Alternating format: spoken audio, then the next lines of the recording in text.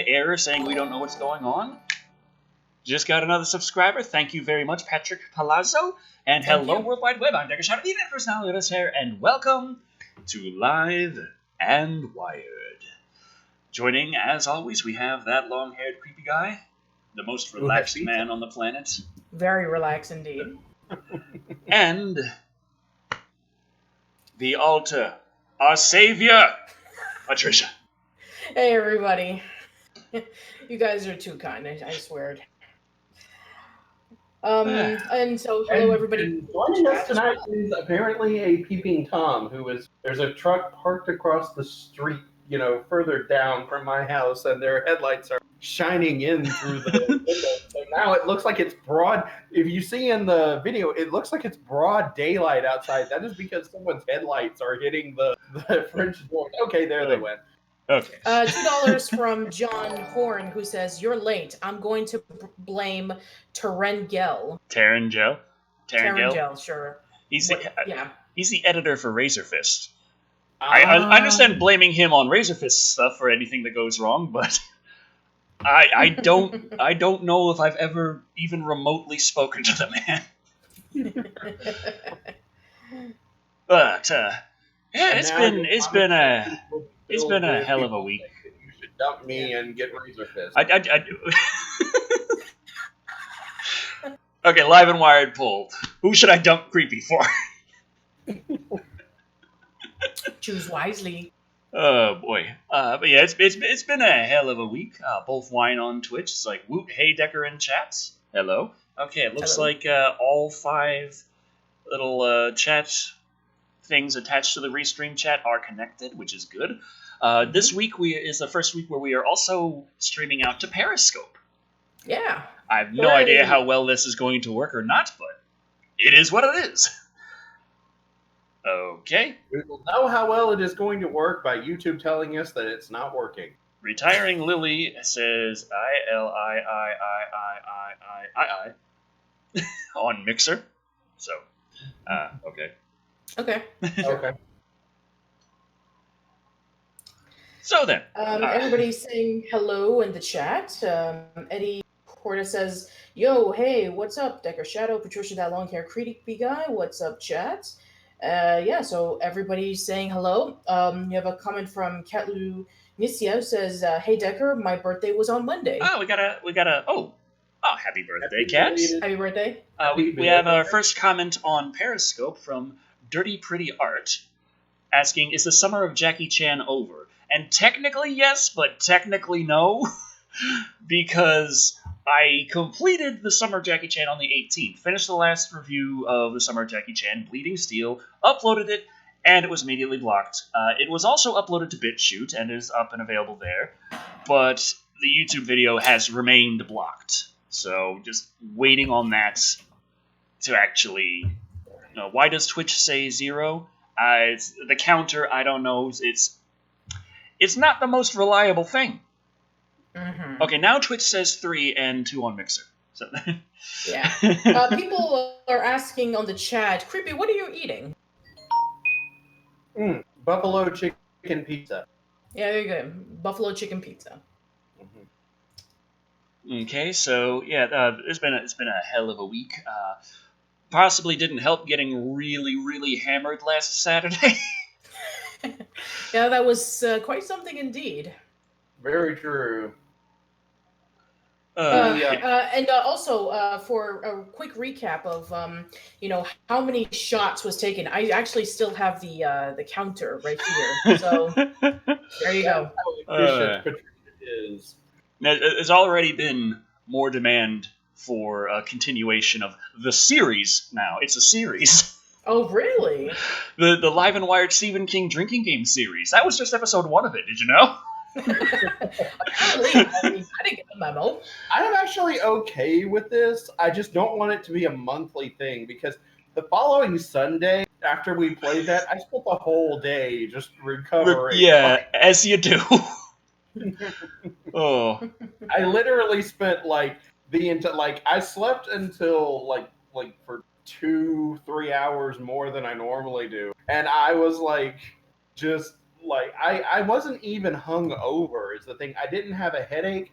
I was just like my whole body still had the toxins in it left Yeah. over from drinking so much. So all day it was just like this Herculean struggle to do anything. So after a little while, I was like, you know what? I'm just gonna spend the whole day doing jack all because I need to recover. Yes.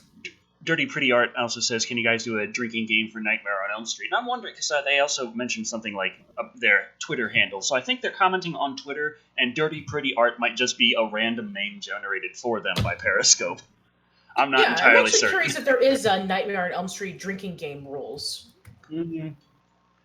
I was about to ask. Look it up. Wolfwine on Twitch says, the Evil Dead drinking game is scary. Oh.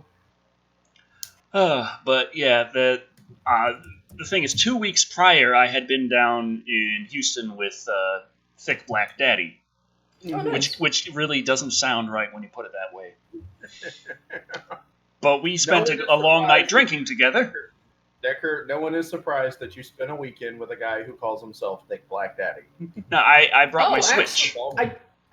We played Switch while we were down there drinking. I was drinking with Thick Black Daddy and playing Switch. It's not as bad as it sounds, I swear. Wolfwine says, I remember him, he's a mod hero in Twitch, and yes, that's true. Nicole says, Decker, stop drinking. Boy. Okay, well, I did find this website, drinkinggamezone.com, where they do apparently have rules for a Nightmare on Elm Street drinking game. Oh, so really? yeah, drink every time someone falls asleep or is in a dream. Drink every time you see Freddy Krueger. Drink every time someone dies. Drink twice when Freddy scrapes his finger knives against something. Drink twice when a character drinks or eats something in order to stay awake. Drink 3 times when Freddy drops one of his one-liners. 3 times? So at least it's not as much rules as the Stephen King drinking game. There's not as many rules, but these rules... it doesn't need so many. They're all going to be very valid, very constantly. Depending on which Nightmare on Elm Street you watch, you have varying levels of exactly how fucked up you're going to be. Right. Very true. I think the safest one is going to be the first one because that is where Freddy Krueger is at his least quippy, where he's less funny, he's more serious, he's more, in it to actually kill people. Yeah, but every time he scrapes his finger knives, that's a lot. That's true. That's basically how he does that more often than his quips. I'm like, I actually think it might be more dangerous to play this drinking game than if we played the Stephen King one. Yeah. Goji Thriller 73 is asking, how about a Friday the 13th drinking game? It's like half the comments are, yeah, how about this, that, and the other half is, no, stop, please, no. I'm seeing the beginnings of the road that you should not follow, and you are just revving the engine. Don't. Yes, please don't. Mm-hmm. And Dr. Herman is now following. Oh, by the way, there is a website, a fan website called campblood.shiversofhorror.com, where they actually do have drinking game rules for every single Friday the 13th movie. Every single Friday. Except for, oh wait, no, I'm sorry, they do have it. So yeah, every Friday the 13th movie has at least a particular drinking game rule. Mm-hmm. So yeah, apparently it exists. I'm sure there is a drinking game rule for every movie ever. Probably. Yeah. I'm like but still, I'm still stuck on the Friday the 13th, the Nightmare on Elm Street one, because I'm just like thinking of I remember getting to the end of it, and then things just sort of get blurry. I think I was singing at some point, but I'm not sure. Was I singing near the end of Friday? That's a second super chat from 123784444 games. I think the first one said no more drinking games, and this one says we are going to kill Decker. No more drinking games. This elaborate plan to take out Creepy isn't going to work. His BMI is far higher. Oh, and there was also another one that said Decker and his drinking games SMH. Oh boy. Well, what have we gotten ourselves into? Lots and lots of booze. Yeah. You know that video game that people keep saying that Decker and I should be in? Maybe this is like a side game, where you go into a theater and then Decker and I are just steadily drinking to a movie that's playing. So apparently it's God. one of those like choose your own adventure I, kind I of feel game. like it would be drinking game simulator with like kind of surgeon simulator controls or hand simulator where you gotta pick the drink up and bring it to your mouth, but as you keep going and get drunker, it gets harder and harder to do. Oh boy. Lizard's Review says take a shot every time Decker says the body count rises. Well, it'll be like one shot every couple of episodes. That's not. I mean that's good for an overall Decker Shadow drinking game, I guess. You could have a Decker Shadow and creepy drinking game. Yeah, great. Now I'm just thinking of the rules of that. Take a shot every time Decker says. However. However. But what's this? Take a shot every time Decker says, "Why didn't they use the wood chipper?" Right, use the wood chipper. Or whenever he says overall. Whenever Decker brings up a wood chipper, finish your drink. Yeah. Oh boy. All right, let's Lone Dragon says Creepy's new video is blocked. Sad face. Yeah. Yeah, I've already disputed it. I do apologize for that. There was, it was blocked before I could even hit publish, so there we go. Yeah, that sucks. Okay. Lizard's Review says, how about then take a shot every time Decker rants about Shane Black's The Predator. I'm thinking it'd be somewhat less, but still an ass ton if during that reaction review you just take a shot every time I raise my voice. There you go. You just keep drinking constantly, Decker. Then the whole time we just go. Eddie Horta says, take a shot when Decker brings up video game references. Yeah, bring up a video game reference. That's a shot right there. That's a drink. Take a shot every time Decker makes a joke about me writing his scripts for him. Joke, of course. Yes. Rosever McCaffrey says, take a shot after his hair catchphrase. Sure. Yeah. Sometimes it's not there. Sometimes. Like 0.5% of the episodes. But now they're making up some rules. Patrick Johnson says, take a shot every time Decker shows his disturbingly deep understanding of firearms. Oh god. On Twitch, Nicole7891 says, take a shot every time Decker laughs. There you go. Oh, I'm gonna kill everyone today. That didn't come out right. Let me say something a little better. I'm on drugs! Bruiser Brown says, take a shot when we get a Decker close-up. Both Wine on Twitch says, a shot when Patricia gets them back on track. Yes. Oh, boy. But all yes, right. Speaking of drinks and Stephen King, yes, there is something involving that we have to speak of that is in the title card, and it, believe it or not, doesn't have anything to do with alcohol. No, not yet, but... but if you are playing the Stephen King drinking game, and if you want to incorporate this, you'll die. But but of a diabetic coma. Sure. But let's talk about our first bit of news. So here we go. Okay. So whoa, this isn't working right. What do I have? What's going on here? No, that is not right. Okay, I gotta fix my filters going on. Okay. There we go. For the record, Decker lost his old camera, so he had to get a new one. He's still... Well, I also had this set up to record the riff and the podcast and all kinds of stuff, and I forgot to change things back. Right. Oh, gotcha. All right, so let's continue on. A company will pay a Stephen King fan $1,300 to watch 13 of his scariest films by Halloween. So, that's actually not the one I was talking about there, but that is for the title card as well. I mean, it is Stephen King, and I guess we technically, Patricia, I might have signed up for this before, like right after you sent me the link. Like, here's some news. Yes, apparently this is news. But yeah, we'll talk about the other thing just a little bit later. Much like his character It, Stephen King fever has roared back to life after a period of dormancy. But as remakes of the author's most popular works flood theaters and streaming services, it's increasingly difficult to discern casual viewers from devotees. US Dish has a competition for fans to prove their loyalty to the horror maven, and this one doesn't involve a blood oath. One winner will watch 13 adaptations of his spookiest stories, and for their bravery, they will earn $1,300. Can't decide between the 40 plus films of King's work?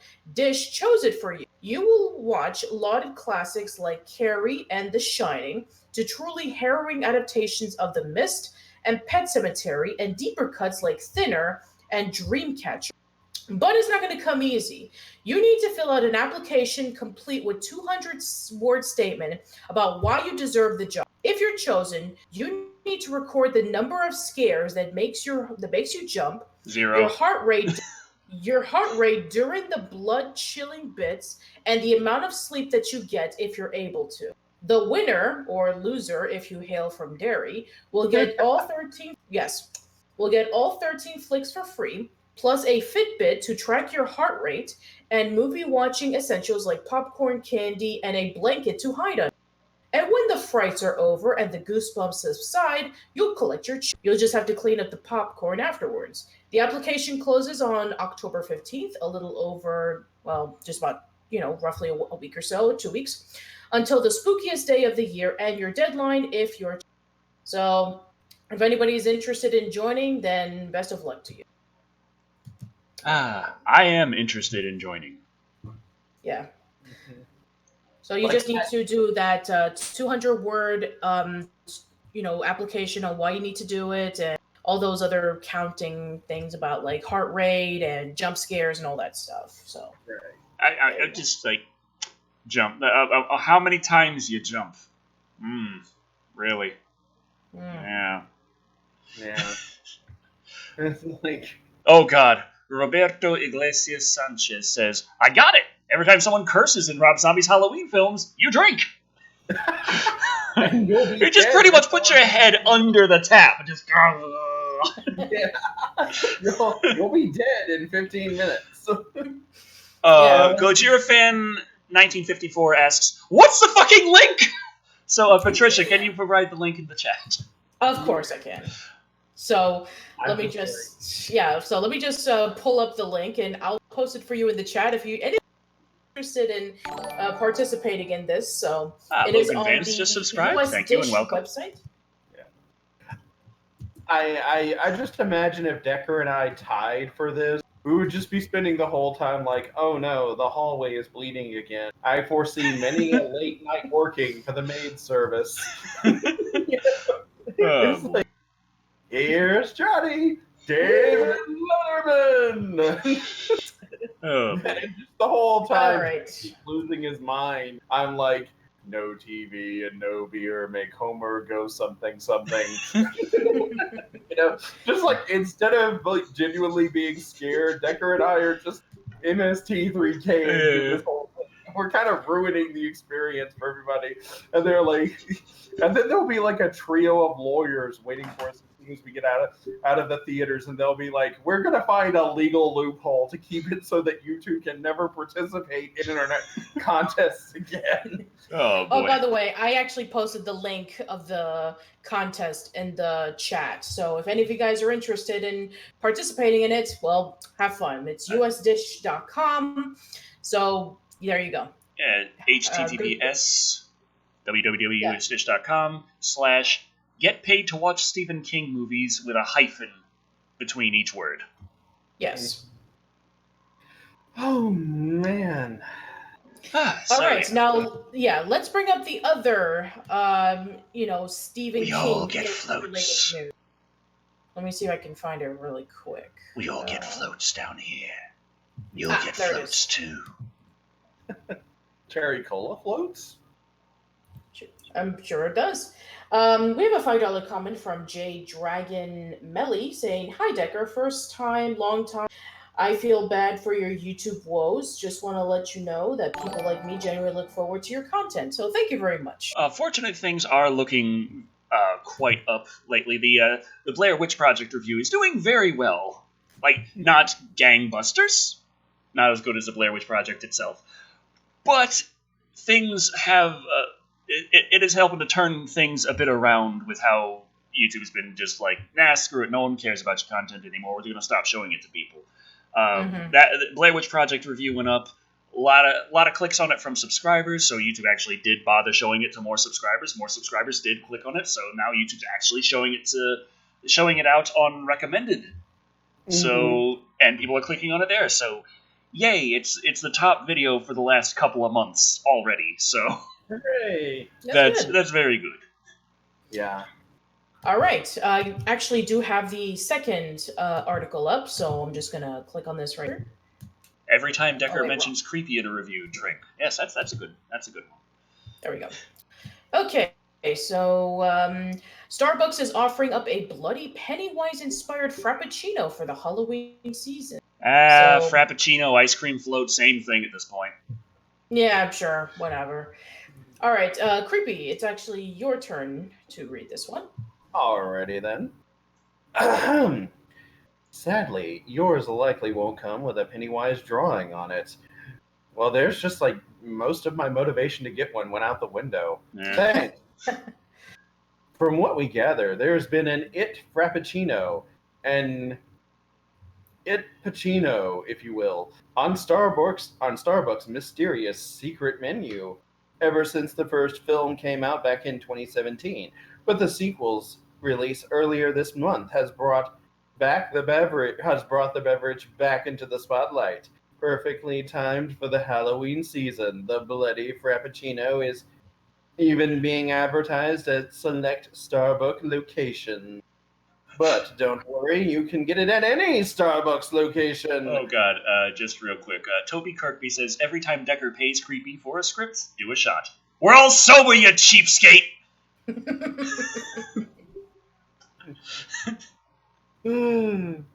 Also, hold on a minute. If it's being advertised at select locations, why? I mean, why is it available everywhere but only advertised at select locations?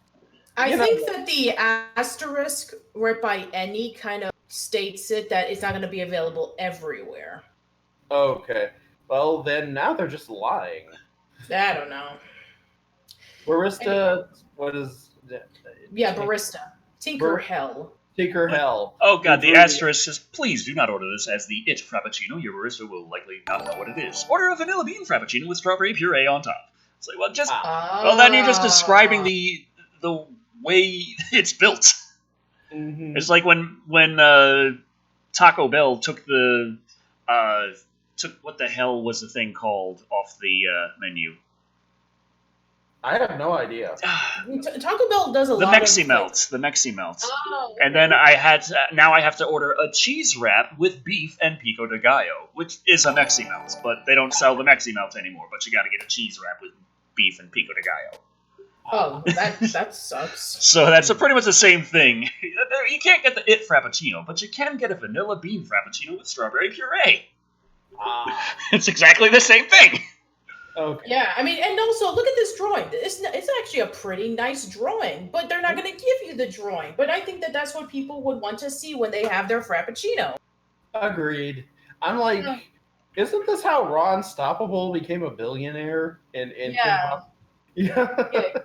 Metaluna Zombie says, you guys got to get John Massari back on as a regular on Live and Wired. And while that would be awesome, the man is a Hollywood composer. He does have a lot of responsibilities. But it would be cool to get him back. We have been having some talks back and forth, but things haven't quite lined up right. Yeah. We may be having a special guest soon, but we'll keep you posted if it does happen. Right. Okay. We have a $5 comment from Chaos Chroniclers who says, "Hey Decker, since you did Batman Ninja, think you can review Sound and Fury since it has the same." The same what? Director. Ah. That's interesting. Potentially. I don't think he knows. I could look into it. I got another thing lined up, of course, and I gotta buy a bunch of horror movies real fast. Okay. Because otherwise, I'm gonna have to go back to I Spit in Your Grave, and I'm like, I really don't want to do that. Oh, To be honest, I know YouTube's gonna be like, this is wonderful. We're gonna share this to everyone. It's advertiser friendly as possible. But I really don't enjoy watching those movies. It finally happened. Decker watched a horror movie that broke him. And it was made in the 1970s. Yeah. YouTube loves it for some reason. I don't understand. They want your tears, Decker. They want you to cry. Yes, and they're going to bottle up your tears and sell it on eBay. But Oh, this is very sweet. Don Attenberg says, I'm holding my 3-month-old daughter, Kaylee. Can you say hi to her? She really likes watching your videos. oh, hey, Hello. hi Kaylee. I hope I'm not scarring you for life. But in the terms of wonderful drinks to go with horror icons, horror movies, drinks that have been around for a while, evidently. And there's always you always have the combination of drinking and horror and such. What with the Bloody Mary, I'm pretty sure that's self-explanatory. Though I have no idea who likes tomato in their alcohol, but you do you. There's of course the question: if we're gonna have an official Live and Wired drinking stream regularly, we really got to start branching out and we got to start monetizing our own drinks. And that brings into question, if we're going to make our own drinks, we've got to figure out which ones to stock the most of. So that's where this week's Live and Wired poll comes in. What Live and Wired themed drink would you order? We have the 4 options, of course. Got Tears for Sale, Decker's Tears for Sale. God. Thank you very much for your $2 comment. We are not drinking my tears. The options are between a Decker Daiquiri, the Captain Creepy rum, the Patty Noir wine, and finally, Advertiser Unsafe Ale. We have 30 minutes on Twitter at Decker Shadow starting now. And choose wisely. Choose well. Choose wisely. Or, Sharing that link to Patty. Hope you can get that out to the chats. Okay. Also, we got a cheer from Dark Solid X on Twitch. It says, "Grats Decker for not dying after the Stephen King's drinking game. I knew Creepy was going to be okay, but I was more worried about you." Thank you. Apparently, nobody was. Everybody was like. Well, to be fair, Creepy, I'm kind of like the canary in the coal mine in that situation. We know you're okay up until I croak. After that point, if you keep drinking, then we gotta worry about you. Don Attenberg says, you forgot the Chibi Thulutini. Well, to be fair, we needed to have a drink based off of everyday woes of being a content creator. True. We needed to have. And Kat says, Decker, is shocked you didn't go for the classic drink Corpse Reviver. That could have been interesting. I want that served at my funeral. I'm trying to find any way to get out of that, honestly. Demon Orc says, I was worried about Creepy, actually, with how he was dropping off towards the end. Yeah. I was a little bit on Just like, we gotta drink, Creepy, we gotta drink! Oh, the fun. So, yes. That was... Gee, man, I feel like I'm still recovering from that a bit. I don't know. Michael Wolf says, you forgot the bone vodka from the other stream. We actually did talk about that, believe it or not. Yeah, the bone vodka. Was still, like, there's no notification of exactly what animal those bones come from. That's bone true. marrow It did they say use. bone marrow, yeah. I mean, we can assume that it's most likely from beef bone marrow, but They it they could be don't from anything. say. Yeah. And it's like bone doesn't have to be disgusting. You have people eat bone all the time. Children eat bone as a treat. Sure. They do. It's called gelatin. Very fair. Also, I give little tiny bones to Sky, and she's happy. Okay. Not chicken bones though. Those are dangerous to give to dogs. Fair enough, yeah. There's a lot of airy little bones like that just crunch up, and then they get the shard stuck in the throat and the choke. It's a very bad thing. $2 from 1237844 games. Decker doesn't want to die. Does every drinking game. Oh boy. Gojira Fan 1954 says bone vodka is people. That's what we're worried about. I'm Yeah, impressed that exactly. most of the things have actually stayed in the jar so far.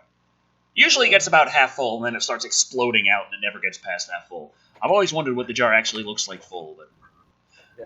Okay, now I wonder, like, could we play a drinking game where Decker drinks bone vodka? Oh, man. I mean, but here's the problem, Creepy. The Doom vodka is not available in America yet. As far as we've seen in the website, we did notice that it was available on Europe, I think Australia. Should I just get, like, a martini and just, like, drop a, like, drumstick in it? And just... Yes. A martini would work pretty well for a Christmas-themed horror movie. Not because it's a good idea to drink, because, I mean, it's really damn strong, but it does taste like pine. Is there a Stephen King movie that takes place around the holidays, around Christmas? You know, sort of. I know, it snows in The Shining. That's true. Close enough. Yeah, I guess so. Oh, boy. 83 Pants' bone vodka's one step from Soylent Green. I actually used that clip in the latest Lex review, the Soylent Green is people. Oof. But, yeah. I remember the one Stephen King movie that I would like to do a drinking game for is Maximum Overdrive. You know, and that is supposed to be a movie that Stephen King directed. Like he took a personal hand in. And was he still doing drugs at the time? I was going to say, apparently, not only was he still doing drugs, he was coked out of his mind the whole time. Really? Like, apparently, he was Steven? even more coked. Stephen, is this a good angle? I'm doing drugs! Apparently, Stephen King was more coked up directing Maximum Overdrive than when he was writing Cujo. That's a lot of coke. He doesn't even remember writing Cujo. Like, literally, he was so high when he wrote Cujo that afterwards he says, you know, that he cannot remember writing that story at all. Oh, boy. Oh, jeez, man. Motorcycle US donated $2 and said, Decker, you should review Wolf Creek. Wolf Creek? Is that a TV show or is that the movie? I'm drawing that. I just know it involves fuzzy things. There's a bit of a demand for fuzzy killers, like critters. Right. And if I find anything that kills things and has fur, I'm gold. If they actually showed the Blair Witch, I'm sure it would have done better, okay? She's supposed to be really hairy. I actually felt the Blair Witch review was very funny because just like how you filmed yourself, like starting off on the couch, then getting into your car, then going to the store, harassing locals, asking them questions about the Blair Witch Project, and then going for a walk in the woods. I mean, I was sitting there the whole time, and I was thinking to myself, I'm watching this review, waiting for the moment where Decker goes into the woods and gets lost. Oh, boy. I guess we can go over to our next story. So there was a question about it was earlier. I forget, but they were asking about if we knew about Spidey potentially coming back to the MCU. Oh yes, that's right. And the answer is yes. We actually did know about that. And we actually do have the article right here. So it was recently posted on Variety and a whole bunches of other places, but it was officially confirmed to be the case because, Variety has also been known for producing actual news articles as opposed to like other websites like We Got This Covered. So let me just put this in. All right. So yes, Spider-Man will stay in the Marvel Cinematic Universe. So yeah, it's actually Dicker's turn to read this one. Okay. After briefly breaking up, Sony Pictures and Marvel have found a way to get back in the Spider-Man business together. On Friday, the two companies jointly announced that Marvel Studios and its president, Kevin Feige, will produce a third film in the Spider-Man Homecoming series that will once again feature Tom Holland reprising his role as a titular hero. The rumor mill roared back to life this week with hints that the two companies were close to brokering a new agreement. Over the summer, news broke that Disney, Marvel's parent company, and Sony had reached an impasse over a new financing deal. Disney wanted the film to be financed on a 50-50 basis, while Feige remaining in consulting producer capacity. Sony is believed to have proposed keeping the arrangement under the current terms, which stipulates that Marvel receives about 5% of first dollar gross and all merchandising revenues. The new Oh, deal I'm glad they were able to figure that out. was signed late on Thursday night. Negotiations involved top players from both studios, including Sony Pictures chief Tom Rothman, Feige, and Walt Disney Studios co-chairs Alan Horn and Alan Bergman in exchange for leading Feige's producing prowess. Marvel and Disney will receive roughly 25% of the profits, according to insiders. Disney will retain its merchandising rights and will put roughly a quarter of the financing. As part of the arrangement, Spider-Man will also appear in one future Marvel Studio film. The film is scheduled for release July 16th, 2021. Amy Pascal will also produce through Pascal Pictures, as she has on the first two Holland-led films. Things going black. It's just, I get scared. I feel like everything, like the power's just gone out. Yeah. I am thrilled that Spidey's journey in the MCU will continue, and I and all of us at Marvel Studios are very excited that we get to keep working on it, Feige said in a statement. Spider-Man is a powerful icon and hero whose story crosses all ages and audiences across the globe. He also happens to be the only hero with a superpower to cross cinematic universes. What? So, as Sony continues to develop their own Spider-Verse, you never know what super surprises the future might hold. Pascal was equally euphoric in her statement. "This is terrific," she said. "Peter Parker's story took a dramatic turn in Far From Home, and I could not be happier. We were all working together as we see where his journey goes." Marvel has licensed the rights to Spider-Man to Sony for nearly 2 decades, an agreement they forged prior to Disney's $4 billion acquisition of the comics company in 2009.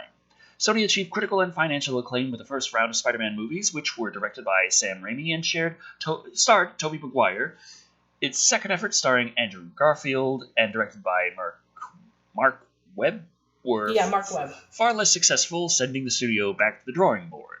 By bringing Marvel and Feige back into the fold in 2017's Spider-Man Homecoming, the studio was able to recapture the creative mojo of the first series. It also got a boost from having Holland's web spinner appear in Avengers movies, with Spidey becoming a key member of the super team. Sony said it was pleased that the deal had been reached.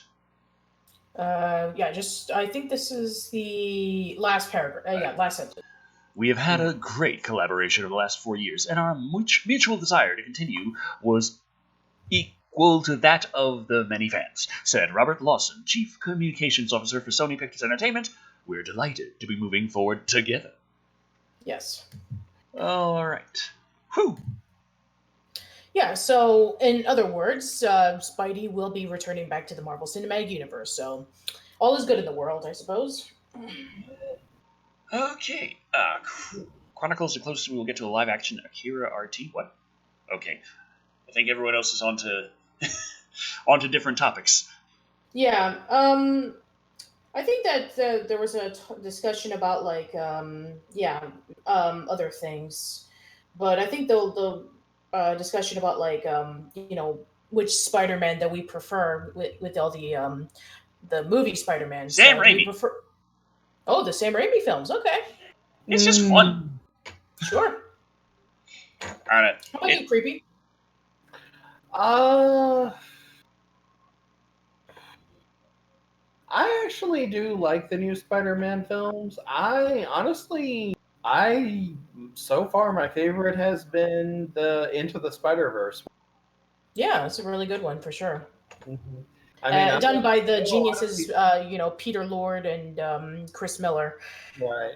I mean, I know a lot of people didn't like it, but I'm like, I did.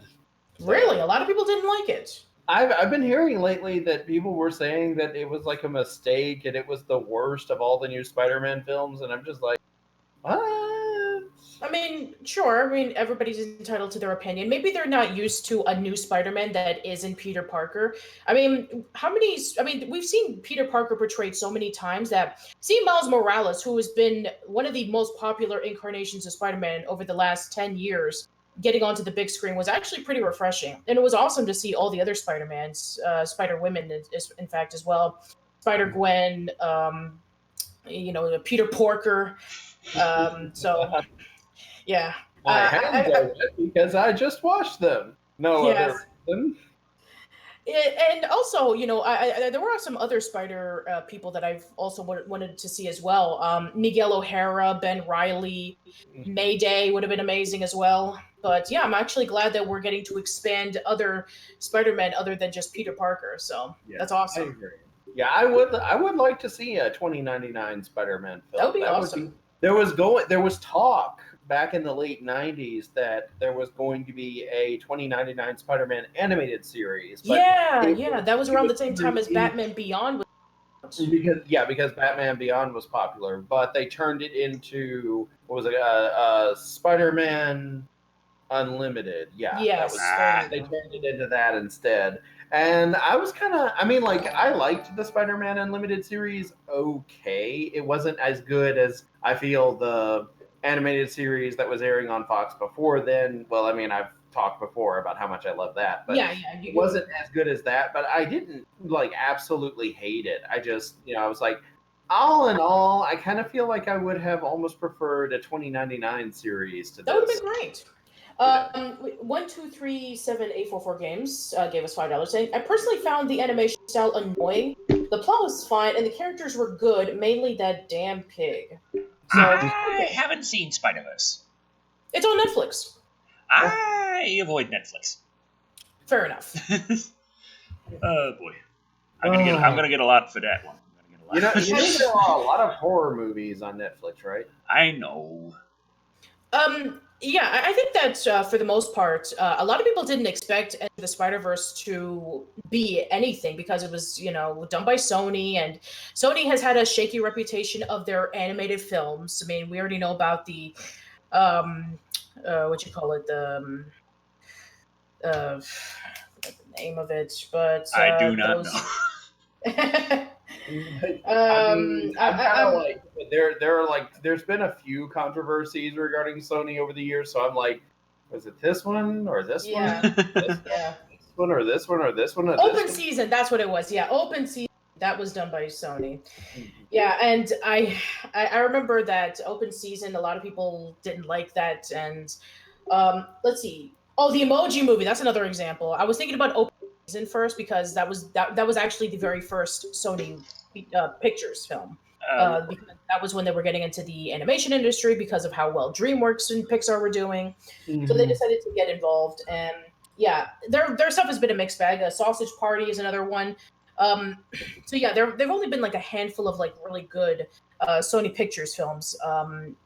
Cloudy with a Chance of Meatballs was another one, the first one, because that was also done by Lord and Miller.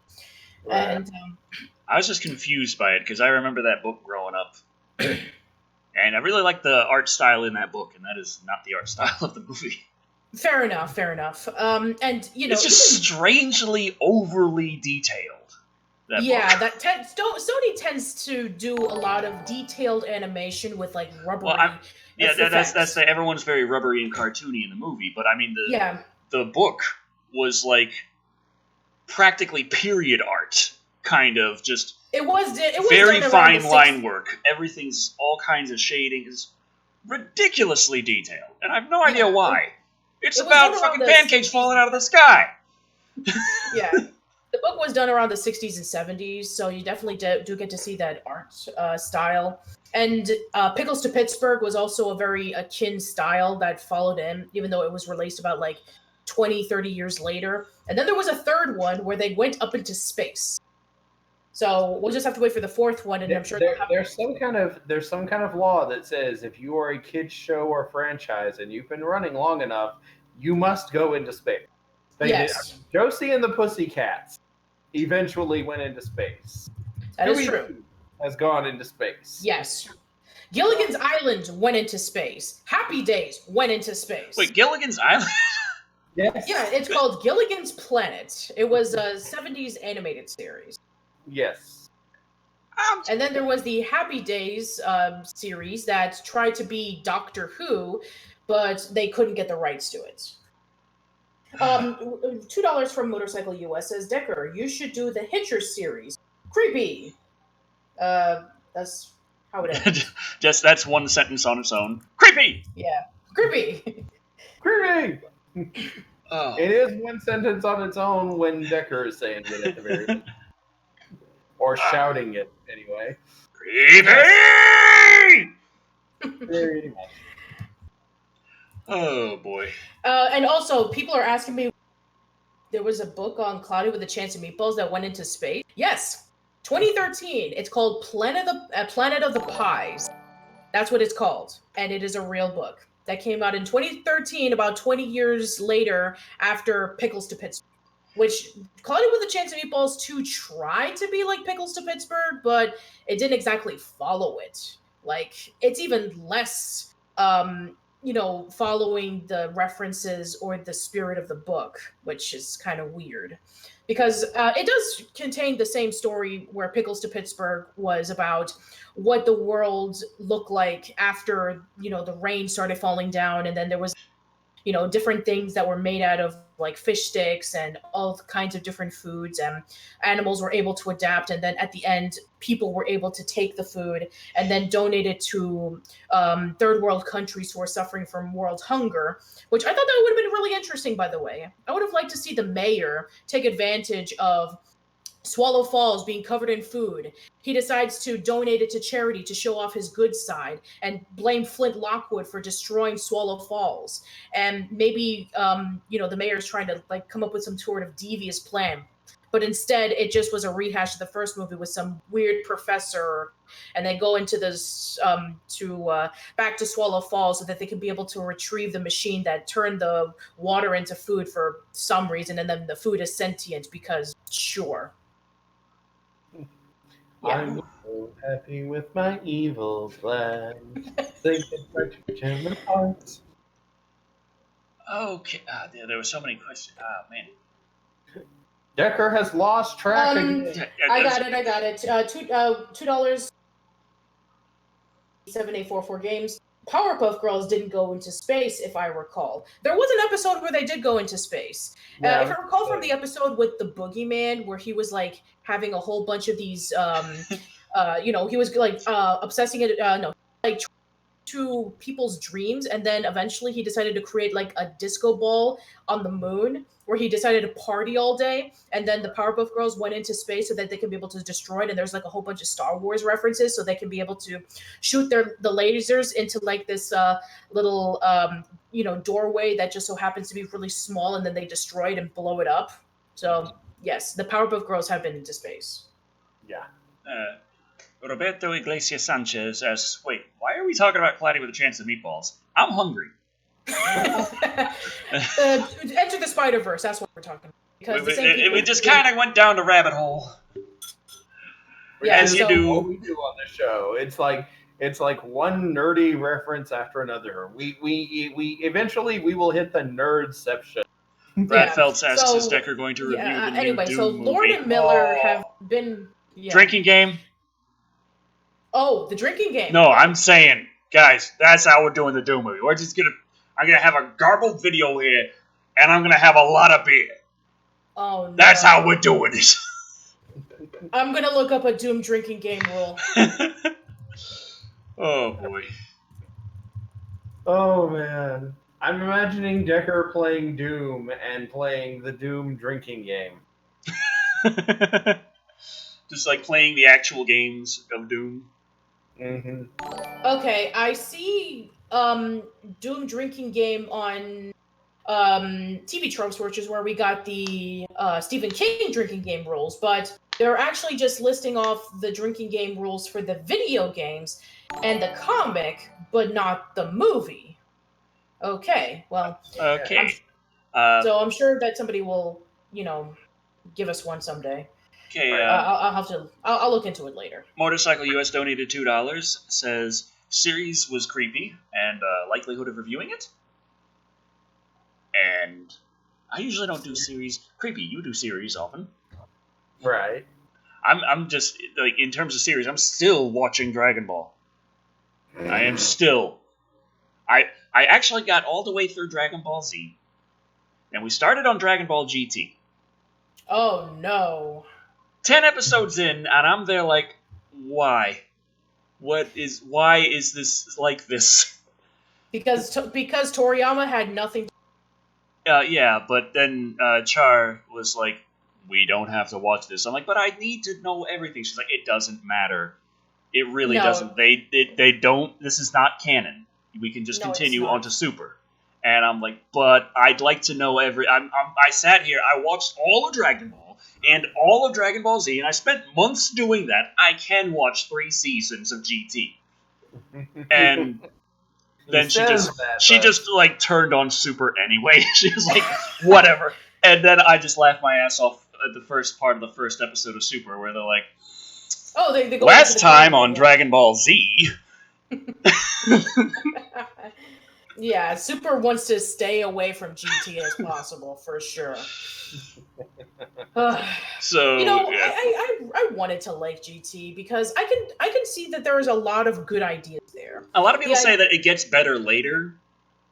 Like, the Super 17 arc is a bit hit and miss for me. Like when they introduce Super Saiyan 4 and stuff like that, that's the good part of GT, from what I've heard. The first season, yeah, that's the first season where they're baby, yes. Right. Then there's Super 17, which is the arc that, goes in between the Shadow Dragons and towards the baby arc. So the Super 17 arc doesn't really last that long. It's only like a few episodes, and then it jumps over to the Shadow Dragons arc, which actually I really liked the idea of. Motorcycle US donated $2 more to get his point across. Says, sigh. Hitcher is a series like Nightmare on Elm Street movies, Decker. Oh. Movie series. Yeah. Oh. Okay. 1, 2, 3, 7, 8. I feel like I owe him $2. It's okay. Okay. So we have another $2 donation from 1, 2, 3, 7, 8, 4, 4 games. GT is great. Super is worse. Super Saiyan 4 over Blue anytime, which is fine. I mean, I do know that there are. I'm not gonna lie. It does. I mean, especially if you do watch the first 30-something episodes, it does recap from Battle of Gods and Resurrection F. And a lot of people just say, just watch these and then start over to episode 27, and you'll be fine. Because there were a lot of behind-the-scenes issues with animation, and a lot of places look incredibly rough, and it looks incredibly, really ugly if you look at it in detail. And then people were like, man, this is a massive disappointment. And you have to understand that the reason why it did was because animation process is really stretched thin in Japan.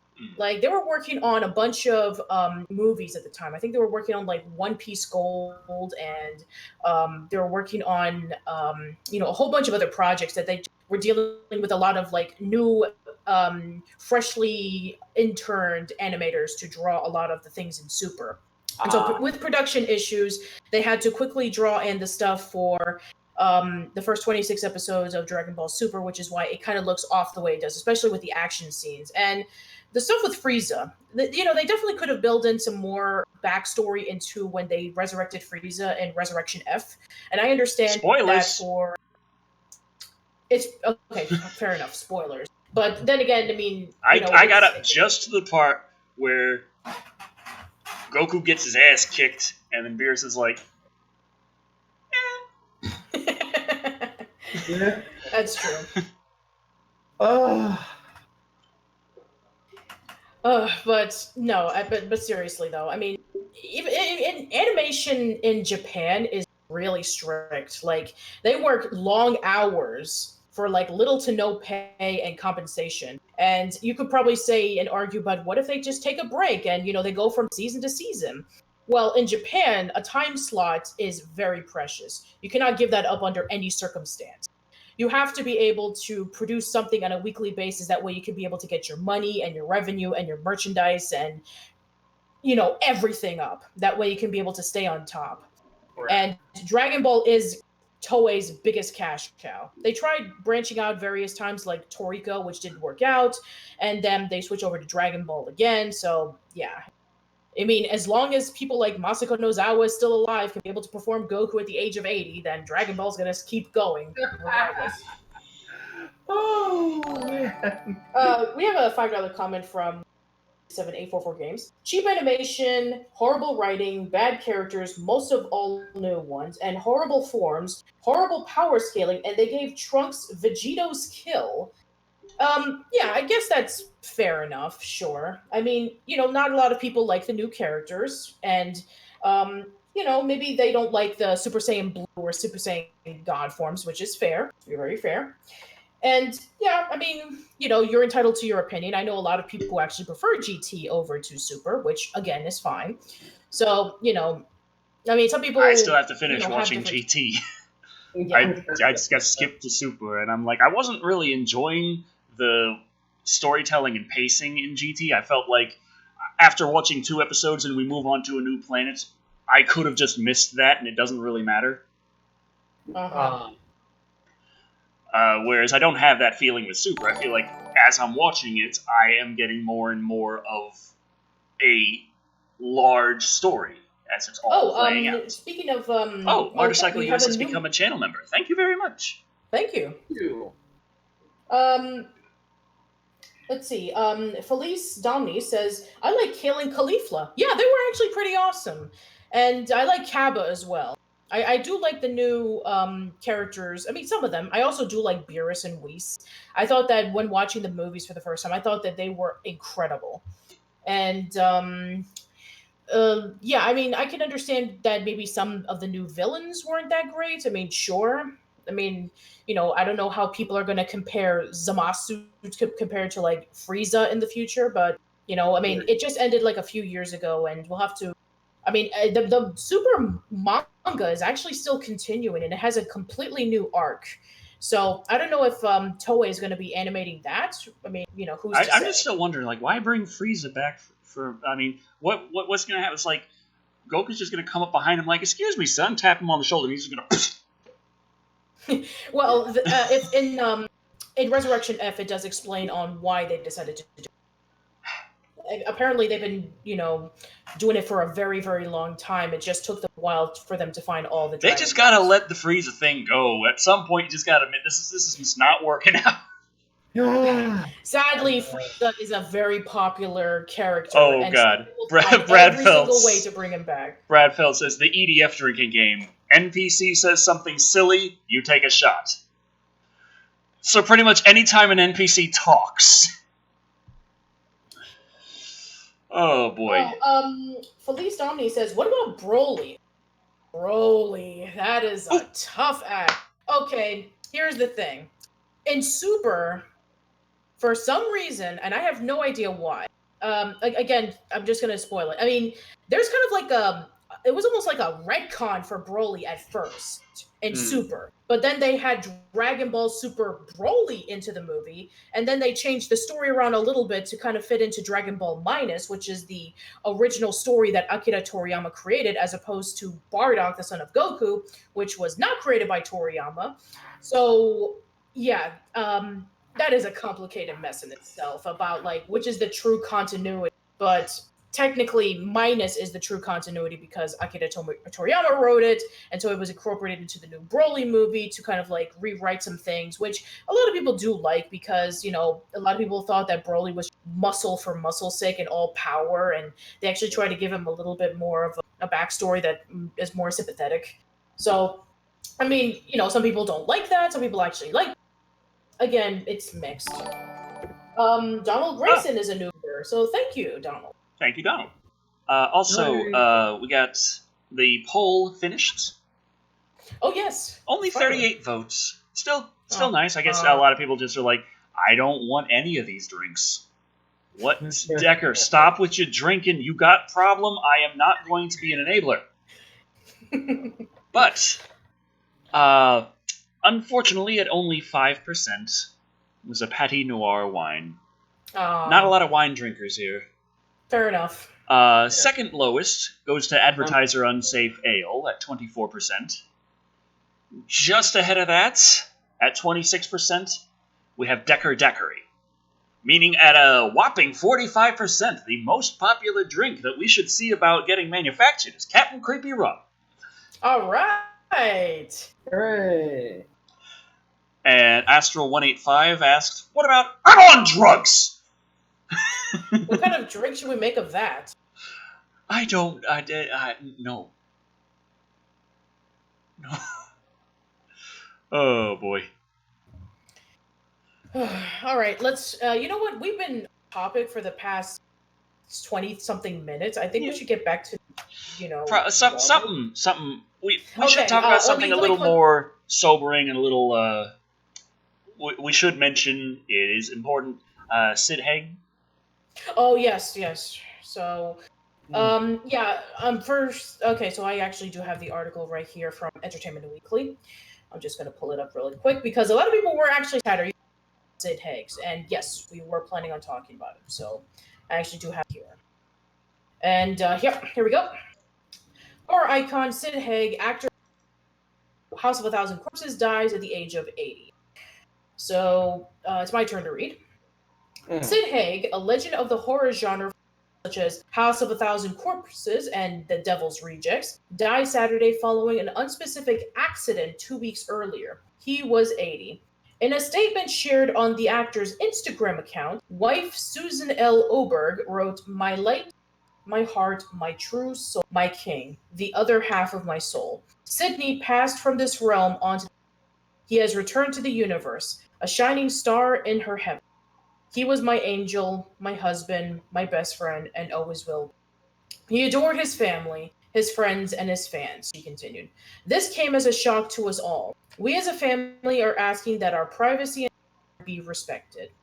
Earlier this month, Oberg wrote on Haig's Instagram that her husband had been in an accident but did specifics. On September 13th, she updated the now deleted comment by saying that Haig was winning the fight after taking a nice pill. Haig got his start, all with horror, with the 1967 Spider Baby, or The Maddest Story Ever Told. He was then cast in Rob Zombie's House of a Thousand Corpses as Captain Spaulding, and its sequel, The Devil's Rejects. Haig was meant to have a larger role in this fall's third installment, Three from Hell, but Zombie told Entertainment Weekly that health issues prevented him from doing so. The movie I prepped to make and was getting ready to start shooting, it was Captain Spaulding, Otis, and Baby, the three original. But 3 weeks out from shooting, I got a call from Sid Haig. He had been in the hospital and he had just had surgery. He was now recovering in a rehabilitation facility. I'm like, holy this is serious business. So I went to see him, and he had changed drastically from the last time I saw him. Because Sid, he's big and burly, was now as tiny as a skeleton. So I was like, oh man. I kind of realized, yeah, he's in rough shape. Knowing how important it was to include Haig, Lionsgate was fine with me sort of sneaking him in one day to shoot as much as we could. It was on me to make sure that nothing went wrong. So I got him in and shot everything that I could.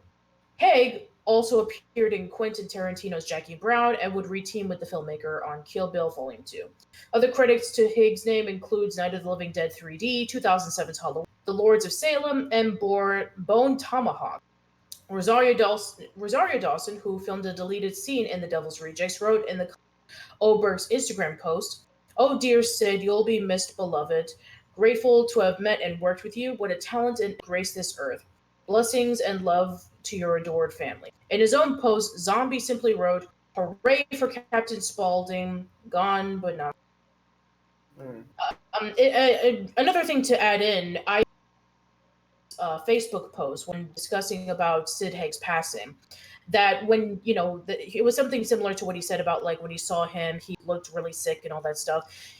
He also mentioned that after he was shooting and they had their final picture together, he knew that this was going to be the last film that Sid was ever going to be in because of his condition.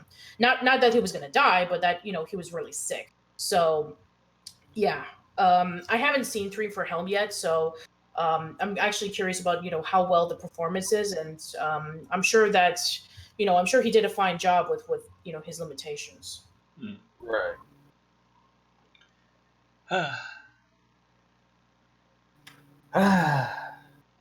So Yeah. yeah. hmm Meh says just got on. What's happening? We were just talking about Sid Haig's passing. Yeah. All right, I guess we better liven ourselves up, otherwise press. So Very true. All right, let me. Let's get some YouTube news. Oh, no! yay. I am joking. I am seriously. Do not. Okay. I'm glad that you're joking. I'm blaming it on him. I blame Decker. Yeah. All right. Well, let's not go into that yet.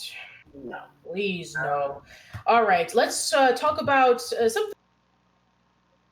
Because we need some good video game news. And finally, just a few days ago was Outbreak Day, and Outbreak Day is an official day for Naughty Dog, where they revealed some new information about their newest game, The Last of Us. I thought that was an actual like. No. It's just a. It's like what? It's like a marketing. Yeah, it's a marketing day. Hello, welcome to Live and Wired. Today's topic is the apocalypse. Yes, apocalypse. Live and Wired, episode 48, Apocalypse. But no, it's actually about The Last of Us Part 2, which we haven't, up until like a few days ago, we haven't heard anything from The Last of Us Part 2, other than just like quick little interviews from Neil Druckmann, Troy Baker, that's what I meant to say, Troy Baker and Ashley Johnson. But now, just recently, we actually did have a few inside stories from various video game websites where they actually got to play a 3 to 4 hour demo on The Last of Us Part 2, and they actually talked in depth about it. I highly recommend that you watch the Easy Allies discussion on it. But it's Creepy's turn this time, so Naughty Dog says The Last of Us Part 2 is about 50% bigger than the original game. Alrighty then. Naughty Dog has been revealing a lot about The Last of Us Part 2 in the last few days. Appropriate. The game's release date, of course, but also the fact that it is the most ambitious and largest ever done by Naughty Dog, despite multiplayer now being worked on as something that will probably release in a standalone fashion. Ambitious. Yes, it is. They have stated multiple times their most ambitious game. But how big is it? Is really? Well, Naughty Dog narrative lead Haley Gross, boy, what a terrible name. That poor person. Who previously worked on TV shows like HBO's Westworld and Amazon's Too Old to Die Young, revealed in a video interview that it's about 50% bigger than the first game. Oops. Yeah, and Trippy's not impressed with it. 50% bigger. Whatever. So passe. All right, I'm just gonna, and it basically just. All right, so there you go. Let's continue. According to How Long to Beat, the average playthrough length of The Last of Us is about 15 and a half hours. If the 50% statement is correct, then the sequel could clock in at over 23 hours of gameplay. So almost a full day. Yeah, I mean, that's like a short RPG. Right. You would literally be sitting, down with a bunch of energy drinks and Mountain Dew around you as you desperately tried to finish this game before the 24-hour mark. Don't forget about the Doritos. And the Doritos, yeah. Thank you, video game stereotype. Thank you. Gross also said during her playthroughs of The Last of Us Part 2, it is possible to discover something new and get new reactions from both enemies, and Ellie will and Ellie when replaying certain segments. Okay. The narrative lead briefly touched on the lack of multiplayer. She's not the first to highlight the big things in the works at Naughty Dog's multiplayer team. Even former director Bruce Straley, who left the company about 2 years ago, took to Twitter to reassure fans the multiplayer concept is as extremely ambitious as the single player campaign. Yeah, there was a lot of people who were so angry that Naughty Dog was not going to include a multiplayer in The Last of Us Part 2 because they actually included one in The Last of Us 1. So they took it in really hard on Facebook and Twitter, like hardcore. Mm-hmm. Yes. I'm just like, okay, I didn't really play The Last of Us. I just sat there and watched Charlie play it. She really likes it, and she's super excited for part 2. And she's not heartbroken over the multiplayer, because she didn't really play that. Yeah. Right. I'm just like, nah. And, yeah, The Last of Us Part 2 is coming out February 20. Yeah, so that's the big thing. They actually dropped the release date. Yeah, they did. So that's, yeah. So I'm actually really excited too, especially since, it takes, this isn't a spoiler because it actually does say it in the demo, and the trailer of it that came out it, shows us what it took place. So it takes place 5 years after the first Last of Us, and Ellie is going to be taking revenge on someone. And from what we've seen in the demos, it takes place, which is great because there wasn't a lot of winter scenes in The Last of Us, other than the part that you actually do get to play as Ellie when Joel was sick. So yeah, I believe that the first part, it does take place in the winter, and then it plays around in springtime. So from what I've read and from what I've seen in the Easy Allies discussion about The Last of Us Part 2, is that the AI is very, very advanced, and there's dogs in the game too, and they will be able to sniff out complete strangers, and they will follow your tracks. So you have to be really smart when, going around and, either, stealthily sneaking around and collecting things, or if you're going to, kill people. And you could also kill the dogs too, but Neil Druckmann says that you don't even have to kill the dogs if you play really smartly. So yeah, they did mention many times before about that it's a really ambitious game, that the physics are really advanced as well compared to the first game, and even to the Uncharted franchise, where the settings are very nicely detailed. So I'm actually looking forward to it. I've always liked to know the first Crash Bandicoot, even though that wasn't their first game, I know, but I think that's where they really got their stride. Right. Motorcycle US donated $2, says, guys, Hades does his job. No zombie outbreaks ever. Yeah, I don't think Hades is in first, though. Although Cinnabite 1991 asks, would you ever review a game on your normal show? I did before, but it was a very short game that was very easy to digest. Yeah, you did Typing of the Dead Overkill. Yeah. The only other game kind of like that is just very short, that you can just take the whole thing in a couple of hours, and that's it. That I've really played since is another on-rails kind of game, which is Rush of Blood. What the hell is it called? It's something Rush of Blood did.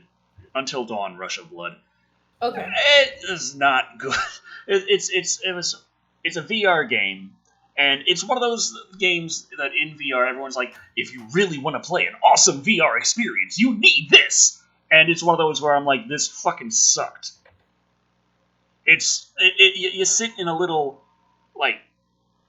you're in a little tiny cart for a little roller coaster ride. You're being dragged along like a carnival ride with all the spooky stuff happening, and it goes into supernatural territory, and there's always shit jumping at your face, and it still isn't doing a damn thing. It's like I'm going in the room, everything just turns dark. I'm like, okay, 1, 2, 3, there. I'm like, yeah, get out of here, you piece of shit. Oh, joy.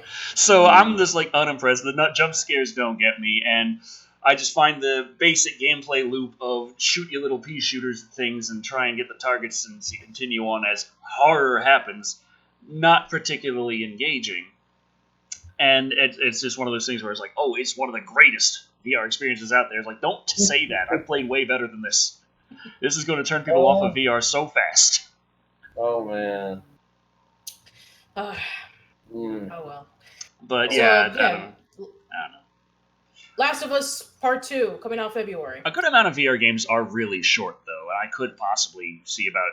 I don't know. I don't think it really fits the channel so well, but if I would do a VR game review, it might be on my gaming channel. Right. Mm-hmm. There's plenty of VR games are pretty short. Some sadly short. Like another game that's still pretty much on rails, but the rails are a bit loose. Blood and Truth. That's a game where I was just really upset when the ending credits came. Because I wanted to just keep going. Did they ever do a sequel? Technically, Blood and Truth is the sequel to the London Heist, I think it was, part of the VR Worlds experience. Oh, okay. When the PlayStation VR just came out, they had... Effectively, it was a demo disc with a whole bunch of little tiny experiences on it, and one of them was the London Heist. Gotcha. And they took that concept and made an entire game out of it, but the entire game is like 4 hours. Oh. Which sadly is long for a VR game. Oh, hey, Floor. Hey, Kitty's back. look at the camera. They got a face, don't they? Yeah. Last time I checked. But they got it. I mean, look at that face. That's a chin. Look at the camera. Look at the camera. Hello. Look at the face. Yeah, there we go. She looks really comfortable, by the way. Mm-hmm. Tara's just sleeping on the corner there. Like, you can't even see her in the mirror. She's just resting. I could go get her, but she's gonna be angry at me. I have a cat, but he's sitting in the DVD shelf right over there. So yeah, that's the only cat you're gonna get from me. Mm-hmm. Itty time. Okay, so... All right, so let's go over to our next bit of... Uh-oh. What's wrong? Oh. She heard. She it's heard. like... She was acting like she had heard something. She raised up and looked around like, a noise started. She always does that whenever she hears something in particular, so... Yeah, it's like, hey, we're going to talk about news. It's like, nope, I'm out.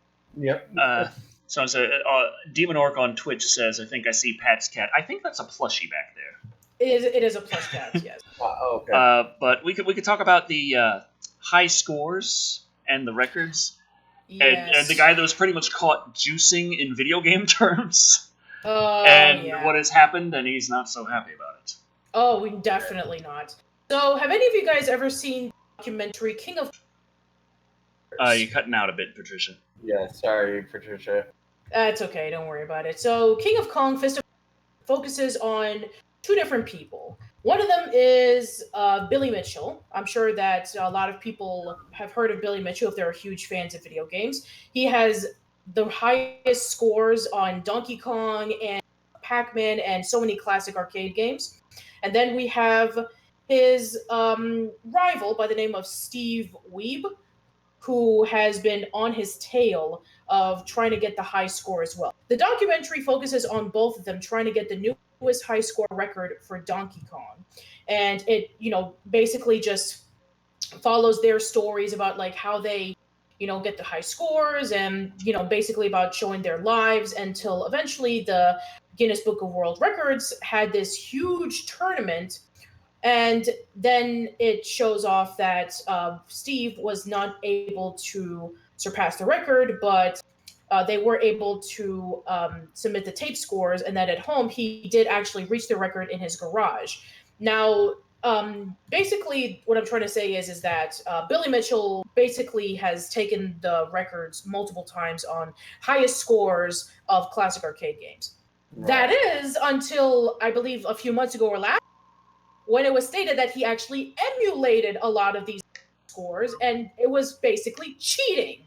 Mm-hmm. So all of his records were removed, and then Steve Wiebe eventually got the records instead. So now Billy Mitchell is so pissed off, and I mean really pissed off, that they were able to do that he's actually considering on suing. Yes, he's actually considering on taking legal action. And you can just see right there. Look at this face. Look at this face. Mwah, perfect. That is just how he feels at the It's moment. on like Donkey Kong. Oh wait. So should I take this one? I think it's. I think it's mine. Yeah, you read the Last of Us one. The one and only Billy Mitchell, best known for claiming high scores in arcade games like Donkey Kong and then being officially stripped of the records, is reportedly threatening to take legal action against the sanctioning bodies, Twin Galaxies, and Guinness World Records. Polygon reveals Mitchell's lawyers earlier this week sent a letter to both parties demanding that they retract their claims against the King of Kong star and restore his scores to the world record leaderboards. This all stems from a 3-month investigation accusing Mitchell of using emulation to achieve his high scores, and resulted in his longtime rival Steve Wiebe being recognized as the first million-point record holder in Donkey Kong. The legal letter states Mitchell was defamed by Twin Galaxies in the findings and the posts of the organization's website. During this period, Twin Galaxies also wiped records that were reportedly not in question, and banned Mitchell from competing in future leaderboards. One of these was a perfect score in Pac-Man. It also mentioned how Twin Galaxies allegedly did not give Billy Mitchell a fair opportunity to provide evidence or prove his innocence during the period, and Guinness never conducted an investigation into the Pac-Man records. This letter can be viewed over on the Speedrun subreddit, and comes attached with a 156-page package of materials defending him. Guinness and Twin Galaxies have been given 2 weeks to issue a retraction, or further legal action will be taken. Mitchell's attorneys also want Guinness to conduct its own separate investigation. Since losing his records, the King of Kong has even gone to the extent of live streaming his million-point games, including one run he did in November last year. He's been reduced to live streams, guys. Shame. How bad this is for him. No one understands this man's pain. Oh, yeah, but it's like, yeah, you were caught doing emulation to emulate an assisted kind of thing, so you cheating. So yeah, that tends to knock you out of all the things. It is kind of similar to being caught juicing in a physical sport. Yeah, so if you're caught juicing in basketball, they're probably gonna take your awards, strike you of your awards for your entire career, no matter what the hell you were playing. It's kind of how it works. Yeah, it's not good. It might not be fair, but it is expected at least. Yeah. What was the name of that one guy who, it was during the 80s, it was the Olympics, he was a track runner, and he had like muscles for days, and he was like this huge deal. Like he was on all the cereal boxes, all the media, and then like after the Olympics were over, he like swept the track, the Olympics in track and field. But then like they did like, I'm not sure how he was able to beat the drug test the first time, but like they made him do another drug test, and they found steroids in his system. They found out that, yeah, he had been taking steroids the whole time to enhance his performance. So I'm like, this kind of reminds me of that, and I'm like, this guy, Mitchell is that guy of the gaming world. Except he's suing, saying, but that other time, I probably wasn't. The Pac-Man score, right? Is probably fair because Pac-Man isn't exactly a hard thing to get a perfect score on. It's just tedious. Right. Yeah. I think you're talking about Ben Johnson from Seoul Olympics, the Canadian sprinter. Yeah. Yeah, because when they tested him, they found out that he tested positive for steroids, and then they got rid of his gold medal. Yeah. Right. Yeah, he lost his medal and his Olympic medal. So yeah. And I think he even had like a world record as well, but cut out there. Oh no, I just said they were gonna. I think he also got record as well, but I think they stripped that away too. Okay. Yeah. So Ben Johnson, that's his name. Okay. Roberto Iglesias Sanchez asks, when is this live stream ending? Just wondering. I don't want this chat to end. Usually it tends to go on for another hour and a half, although my fiance would much rather it only go on for another 20 minutes. Yeah. It's a thing. It's a thing. Live and Wired tends to keep going. One of those, I don't know, it's just, we're like, okay, we got a good amount of news to talk about, and then we've like 2 hours in, we find out we've talked about 3 articles, and it's like, oh crap. The rest of the time we talked about the drinking game. All right, so moving on. You remember all those times that? It's cutting out a bit there, Patricia. Oh, I'm sorry. Remember a few weeks ago how we joked about how thing about like Disney's going to own this, Disney's going to own us, Disney's going to own YouTube, Disney's going to own water, but there's one thing that Disney is planning on never owning, like at all. And you want to know this site? Twitter.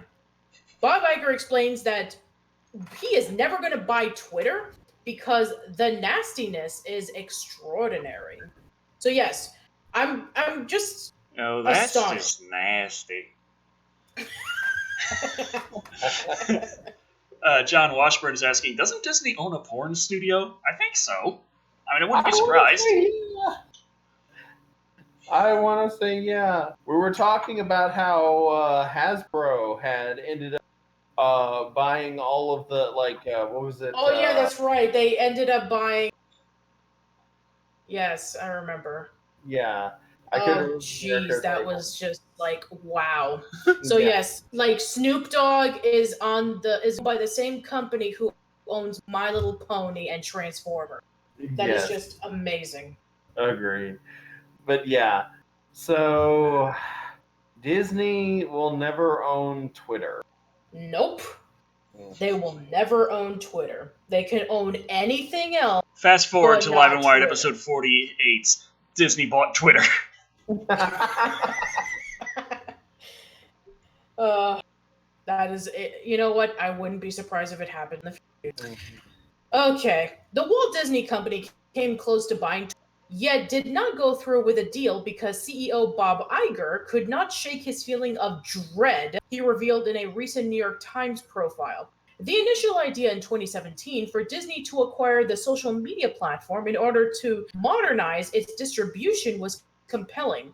Iger reportedly says in his new memoir, The Ride of a Lifetime, which comes out on Monday, the downside to Twitter, in his opinion, was far worse. But what do I add after the extra virgin olive oil?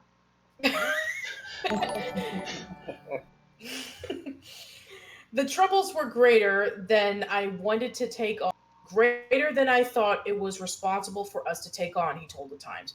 There were Disney brand issues, the whole impact of technology on society, the nastiness is extraordinary. Continued Iger, I like looking at my Twitter newsfeed because I want to follow 15 different subjects. But then you turn on and look at your notifications and you're saying, why am I enduring this? Why am I doing this? Why do I endure this pain? Iger told the Times. The executive concluded, like a lot of these platforms, they have the ability to do a lot of good in our world. They also have the ability to do a lot of bad. I didn't want to take that on. It's like, okay, Jack, clean your shit up, then maybe I'll think about buying you. I ain't gonna buy your house until you take care of the trash, at least. Jesus. Yeah. $5 comments from Nubao Farzug. Yeah, Nubafazug. Please tell me there are other places to go to see Creepy's magnificent legs. Legs. Not his older videos on YouTube. I was gonna say, do I need to do a video now? Just nothing but me and my legs, like just leg videos. Does that need to be a thing? So do an entire review from the waist down. Yeah. Don't say it like that, please. Sort of like Elvis from the waist up, only it's creepy from the waist down. Oh boy. Blake the Gambling Hero says, it buys you, everyone is screwed. Casper Dagho says, Disney will help buy Prozac and make gummies for kids. I'm waiting for there to be a Disney, like a park at Disney World that is all Marvel. You know, like how Universal Studios has the Harry Potter Hogwarts thing, Yes. Diagon Alley thing. I'm waiting for Disney to build a version, like a theme park version of Manhattan, only it's all Marvel. Everything, Oh, like it's all Marvel superhero characters. I'm waiting for that to happen now. that would be awesome. Anyway, so another new Farazug. Yes, Spider-Man review, just legs. And you know what? You know what's crazy? He might do it. Um, let's see. Yeah, I think that that would be kind of interesting test to see if people would be willing to do it. The Star Wars section in Disneyland is like so popular. If you remember from a few months ago, that Disneyland YouTube just sent me an email saying now live on your channel, live and wired, episode 47. I know. I got that, but I got it at the start of the live stream. Me too. Decker, you're a little behind the times, but for once, only just a little. I gotta get dummy. Okay. Um, Yeah, it's like I'm let's waiting. I do. Yeah, like the Star Wars has been big for Disney for years. Yes. So, yeah, I mean, it could happen. possibly. Yeah. Roberto Iglesias Sanchez. Disney wants to own everything. By the way, they will The remake internet. Snow White. Big ol' fuzzy WTF. Hey, Dobby. Hey. Oh, by the way, that's not the only thing they're gonna remake during Disney Plus, the streaming site that we've been talking about over the few months. Mhm. They talked about doing Lady and the Tramp. Is going to be another one. There's also talks of Robin Hood, Ooh. and I know they said Great Mouse Detective, but that's debunked for as far as I know. That was just a. I can't see them redoing Great Mouse Detective without Vincent Price. I mean, I'm sorry, but who else can play Ratigan?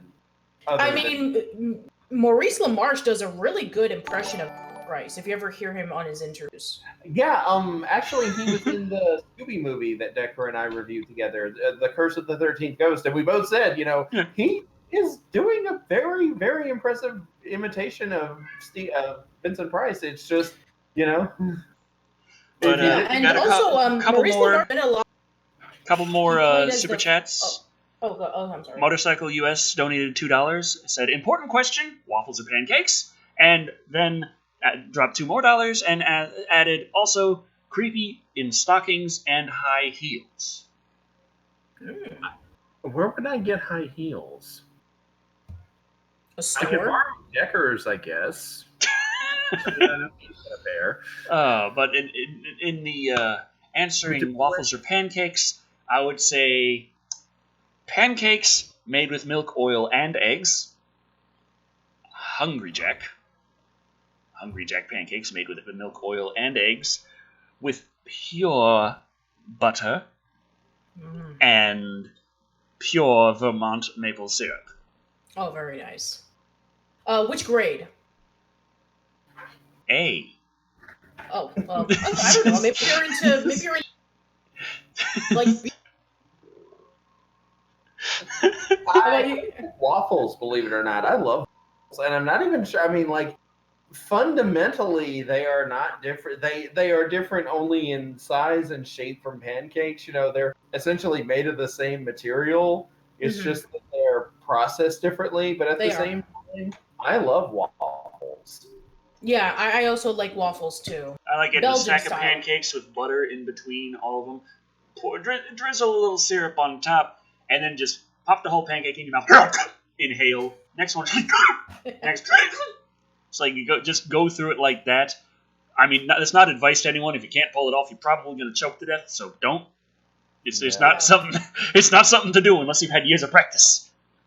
So basically, you want to take the Norval Rogers approach to eating. Yes. That's how I eat pancakes. That's fair. Yeah. Let's see. That's what the butter's for. It's more just for a lubricant. It's like that line. Brental Floss's Homestar cartoon is like, it's like KY jelly for your mouth. Anyway, so Southern Yankee says, I hate I'm actually curious. How do you sweeten your pancakes or your waffles? Like honey, or maybe like a fruit syrup or something? Because that actually is pretty good too. Like either I strawberry know or a lot blueberry or of something. people down here in Texas for some reason go corn syrup, and I don't mean like, oh, it's just Corn like, yeah, like syrup. dark corn syrup. Interesting. And I'm I've like, never why tried would that. you ever? And they're like, that's what you do on pancakes. No, it's not. Oh god. Creepy. Does anyone around where you are go the corn syrup route? Not that You I'm don't see them aware pulling of. out the bottle of Me? Caro, thinking that this is what you want. Not that I'm aware of. No. I mean, like when it comes to making waffles, people around here either just go to they just take ordinary pancake syrup and put it in a waffle iron, or they go to the frozen food aisle and get it that way. But they don't like. The corn syrup thing. That's a new one for me. I just Oh, say Maple Grove Farms. That's what you need. Maple yeah. Grove I do. Farms, I do like 100% maple pure. syrup. Yes, it's I going to do come like out a little syrup. watery. That's what real maple syrup does. Yeah. I do like maple syrup on mine. Oh, Also, don't use real too much. Like if you usually go with Mrs. Butterworth's and you're listening to me talk about Maple Grove Farms 100% pure, and you're like, Decker says it's real good stuff. Okay, get this. It's real expensive and real small, but it's probably good. And you pour as much on as you usually would for Mrs. Butterworth's, you're gonna have a bad time. That's really sweet. Very. That's another That reason is why like you need the butter for lubrication. You can't count on the syrup to do it.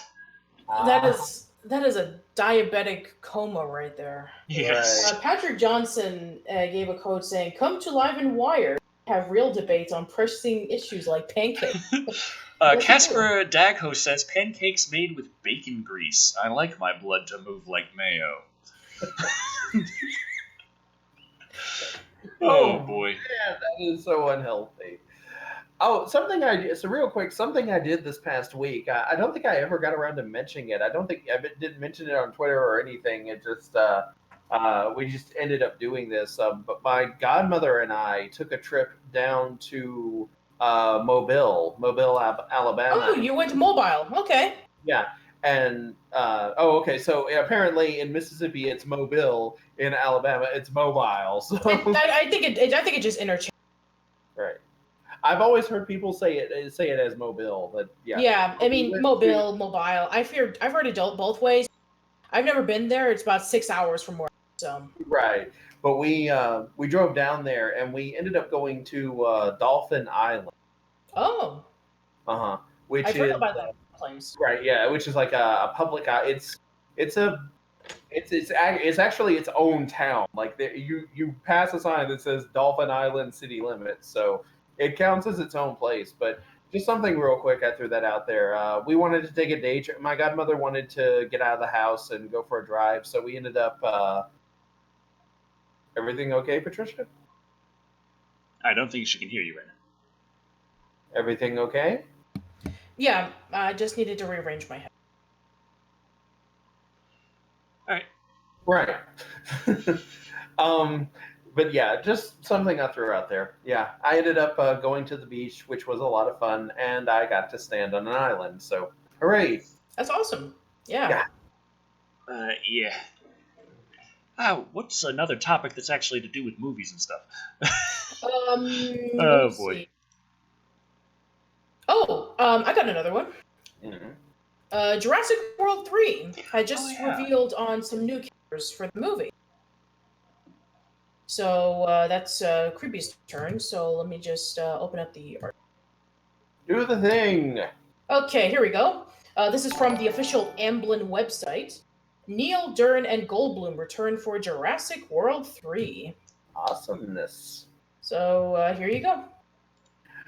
When the whole world's gone prehistoric, you can call the experts. Jurassic Park stars Sam Neill, Laura Dern, and Jeff Goldblum are all set to reprise their legendary roles as Dr. Alan Grant, Dr. Ellie Sattler, and Dr. Ian Malcolm, respectively, in the third chapter in the Universal Pictures and Amblin Entertainment's Jurassic World saga. So that's the 6th movie. The 6th movie. It's turning into Star Wars. It's like the Jurassic Park is becoming Star Wars. I guess this is like Spielberg's way of trying to be like Lucas is like, hey, you got your, Star Wars films. I got my Jurassic Park films. Mhm. Maybe. The next series is Neil going to be Durden. called like Jurassic Peninsula. Oh no. Jurassic Planet. Jurassic Ultraverse. Jurassic Ultraverse. We have a $20 comment from Savage Teen who says, "Oh, okay, Decker. I did like you suggested and stick figures in my backyard. This morning I found a bunch of six wrapped with a torn shirt and an IOU that also said to face the court. Is that normal?" Unfortunately, yes. Okay, Hmm. good to know. Thank you for the All right, donation, Savage Tiger. continue, creepy. Neil Dern and Goldblum will be joining Jurassic World stars Chris Pratt and Bryce Dallas Howard for Jurassic World 3. Colin Trevorrow is returning to direct. Spielberg and Trevorrow return to executive produce the next chapter in one of the biggest franchises in the history of cinema. Producer Frank Marshall and Pat Crowley once again partner with Spielberg and Trevorrow for this installment. Joining the Jurassic team is Emily Carmichael, Pacific Rim Uprising, The Black Hole, who has co-written I almost said Star Wars, who has co-written the Jurassic World 3 screenplay with Trevorrow. They worked from a story by Derek Connolly and Trevorrow, who together co-wrote Jurassic World and Jurassic World Fallen Kingdom. Trevorrow directed 2015's Jurassic World, which went on to gross $1.67 billion worldwide and is the highest-grossing film in cinema history. Trevorrow will also continue to consult with Spielberg and Marshall on the management of the growing Jurassic brand, including video games, toys, novels, animated Lego, animated Lego shorts, and theme parks. Okay.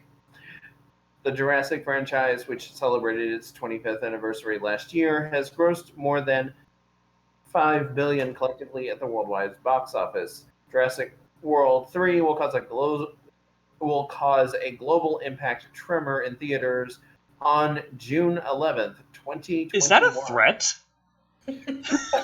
It's like it does sound a little bit ominous, I will say.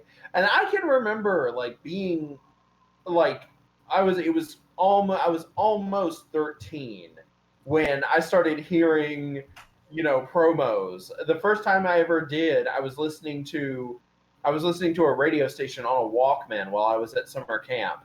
And like they were billing the movie by mocking the Barney jingle, and it was like, I love you, you love me, I'm gonna eat your family.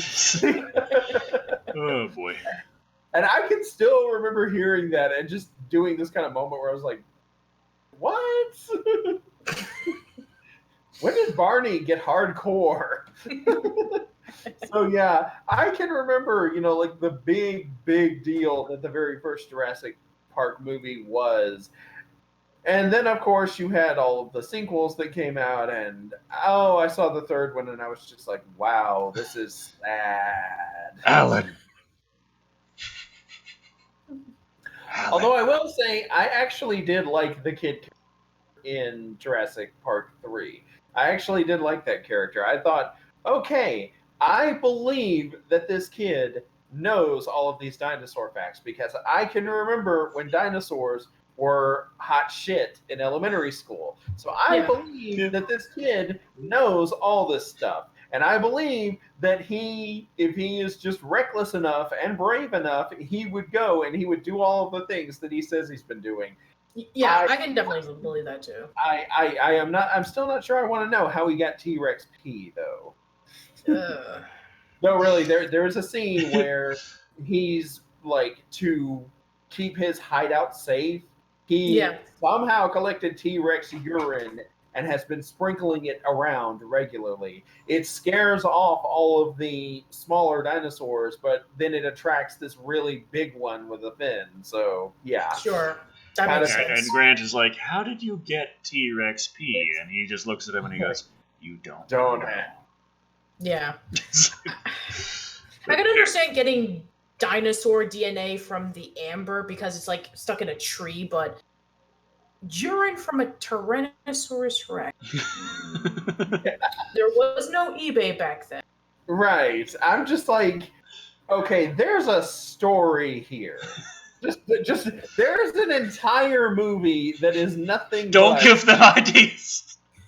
Yes, We're please gonna don't have give this. ideas. We're gonna have Jurassic Park and the saga of the T-Rex pee. Uh-huh. Go into all the details, find out all the wacky friends he meets along the way. Oh But god, all it just sounds like a eat bad the fuck Jimmy. out of there before the other guys show up. Oh, I mean, I'm serious. There's like a whole movie here of how that one kid managed to get his hands on T-Rex urine. Motorcycle US gave us guys. Time for Jedis versus dinosaurs. Oh What if you man, crossbreed a Velociraptor with a Jedi? Make a Jedinosaur. Oh wow, Oh man. I can imagine that. Yoda versus a Stegosaurus fighting. And there's the four spikes on the Stegosaurus tail are lightsabers. Oh man. Swing, swing, swing. Oh boy.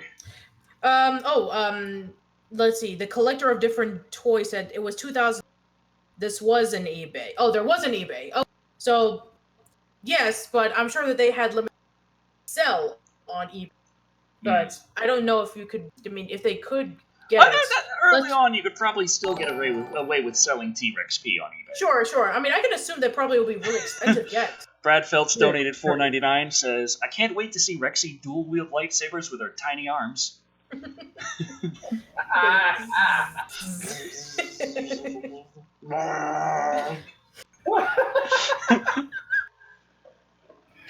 Oh boy. David Vine says Raptor Jar Jar Binks. Oh, yeah. I thought it was And then the Raptor. the Like from Raptors- Rugrats, Raptor. No, Raptors. I The want to see Raptors Raptor will- versus Jar Jar Binks. Reptar versus Jar Jar Binks. Yes, Reptar. Yeah, let's squeeze in Disney, Universal, Viacom into like this huge copyright mess. And It have worked for this Smash giant Brothers. battle. Yeah, it's very true. It did work. Very true. They still say you won't get Goku. Yeah, And that's actually now starting to kind of piss me off. yeah, very fair. Donald Grayson gave us 5. Jedi versus Velociraptors versus Sharknado. I just imagine Obi-Wan walking into that like, what did I do to deserve this? I feel a disturbance in the Force. There is a big storm up ahead. And it doesn't make any sense. Oh, and then the Sharknado comes through. That's no moon. Oh boy. Wow. Fucking tight. It's a fucking water spout with a bunch of sharks inside of it. What did you think? How do you get moon out of that? That would be Decker's reaction. I was channeling Decker right then. Decker just screaming about the fact that someone misquoted Star Wars, and now they're like, "That is not a moon. That is not even close to a moon. Have you never seen a moon before?" Oh. Wow. So All right. Let's go over to our next. So bit. yeah, I think this is going to be the first time Sadler's been back since the third movie, and Grant. But also, That's true. Malcolm wasn't in that one, but he was in this. He was in Lost World. I don't know if he's ever been in any of the World ones. Like I didn't see this. I didn't see Fallen Kingdom yet. Still. Okay. So that's where I'm like, I don't know if anyone was there. Were they eating pancakes or waffles? Oh, jeez. Now we're going into that, aren't we? Did they use real butter? Real butter. Mm-hmm. Don't give me that blue bonnet shit. Country Blue crock. bonnet. You country crock of shit. Oh my god. Jesse Guajardo says he was. So yeah, those two questions I wanted you really Sorry about that. Care to share with the class, Creepy? I hit something by mistake. Okay, that's fair. All right, I got the next article up. So, Nightmare on Elm Street. The distribution rights for it were a pain for the longest time about like who owned the rights to the Nightmare on Elm Street series. But recently, I mean, that'll make defending the copyright claims on YouTube a lot easier. that would be kind of nice. But no. Apparently, according to U.S. rights, the Nightmare on Elm Street series has been reverted back to Wes Craven's estate. So, Decker, it's your turn to read this. One of the biggest conversations in the horror community right now is the current state of the Friday the 13th franchise, which is trapped in a legal battle between two parties. It all started when Friday the 13th writer Victor Miller exercised a legal right that would revert the ownership of the story back to him. Director Sean Cunningham Horror Incorporated, however, refutes this, and that's why we are here where we are. While all of us were focusing on Friday, I checked in on the status of another iconic slasher, one who lays dormant in Springwood, Ohio. What I discovered is that Wes Craven's estate pulled a similar maneuver this year and regained the U.S. rights to both A Nightmare on Elm Street and its red and green sweater fedora-wearing dream demon Freddy Krueger. Long story short, the law is what writers reclaim is that the law is that writers can reclaim ownership of their work after 35 years. That's like reverse public domain. And 2019 marks 35 years since Elm Street was released. Like Victor Miller, Craven's estate was therefore able to legally reclaim ownership of the original film this year, which of course is written and directed by the late Wes Craven. The implications are unknown to me as I'm not a lawyer, but the good news is that there appears to be no third party standing in the way of Craven's estate from making deals for the franchise or the iconic slasher. In other words, there is no current legal battle over the rights, allowing Craven's estate control over the franchise's future here in the States. From what I understand, WB/New Line Cinema still controls international rights, much like Friday the 13th. More as we learn it. Okay, Freddy's scraping his finger knives across something. Drink! Oh, drink. Drink. Okay. I'm back. Okay. I think. Am I back? Yeah, I think you are. Okay. I'm back. Oh, now you're back. Now you're not back. Don't drink that much. Testing. Oh, there you are. Okay. Okay. Back to normal. We're good. All right. We're professionals. So yeah, it's actually interesting to see, that the original Nightmare the original Nightmare on Elm Street is owned by Wes Craven Estate. So that means if they ever want to remake it, they'll probably have to, probably deal with some juggling legal issues or something to probably have another chance. Yeah, but still, I mean, I feel like Wes Craven's estate will be forthcoming with it if they agree, and it all depends on what they agree to. Do they agree to the story, or do they agree to shit tons of cash? Yeah, probably the latter. Yeah, or maybe they'll be incredibly strict and restricted of who gets to make movies off of their properties. Very similar to the Kipling estate or to the Edgar Rice Burroughs estate, in which, if you remember from like Kingdom Hearts, there were some levels from their respected sources, like the Jungle Book or Tarzan, in which it was only allowed in like a handful of games, but then afterwards they lost the rights and they couldn't do it anymore. Brad Feltz has alternative for That's No Moon for the Jedi versus Velociraptors versus Sharknado. That's no monsoon. Yes. Okay. And even still to this day, the Kipling estate despises it. Yeah. Kipling's daughter even says, "I hate Walter Disney." Wow. Shade thrown. Damn. I know. She said it completely disrespected her. I mean, to be quite honest, if you actually read the book and I don't blame her because it's completely different. I mean, they don't even pronounce the name. It's actually pronounced Mowgli, not Mowgli.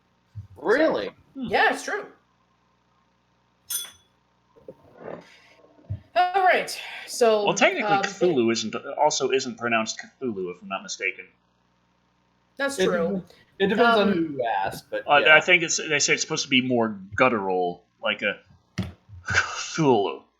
Yeah. And or something there's like. a I think lot- I got it completely wrong there, but yeah. Yeah, and I there's a feel lot like of, I was like a cat hacking up something.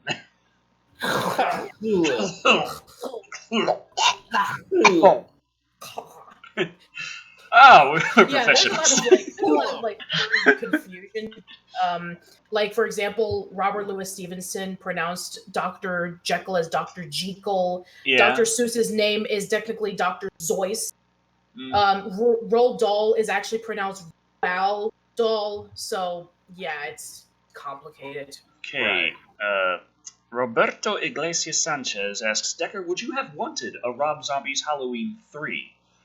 On the one hand, why? On the other hand, I can see a real good review out of that one and get a whole ton of ad revenue. Well, unless it's not advertiser friendly. Dang it! You can't win! Creepy, you cut out again. Damn it. Okay. Brad Phillips gave us $1.99. Meets dinos while digging fossils. Alan Grant meets dinos while digging fossils. That sounds like a Jurassic Park cartoon show that's just... They're just like, this is a silly one for the kids. Our hero Alan Grant just goes on adventures after he was digging for dinosaurs and he ended up in the Mesozoic era. Yeah. I could probably... Maybe they'll pull off a James Bond... Southern Which they Yankee says, actually bye, creepy. I can actually That's see... how much I wanted here. I can also see, like, if they pull off a James Bond Jr., they'll maybe make Alan Grant like a kid or a teenager to kind of relate to the kids who are watching the show. Oh, boy. Grant. Yeah. Alan Grant Jr. Yes. He fights some dinos and goes through a park. Oh, no. Oh, no. It's actually very, very frightening in the dark. And maybe he can have a dino sidekick. You know how in the 70s Godzilla TV series they had Godzuki? Let's have a sidekick for Alan Grant, a little dino sidekick who will be like his best friend and kind of like talks in a really cute way. Like a little baby brachiosaur. Yeah. Yeah. I think a baby brachiosaur is still taller than a man, but I don't know. This is a cartoon logic, like really tiny.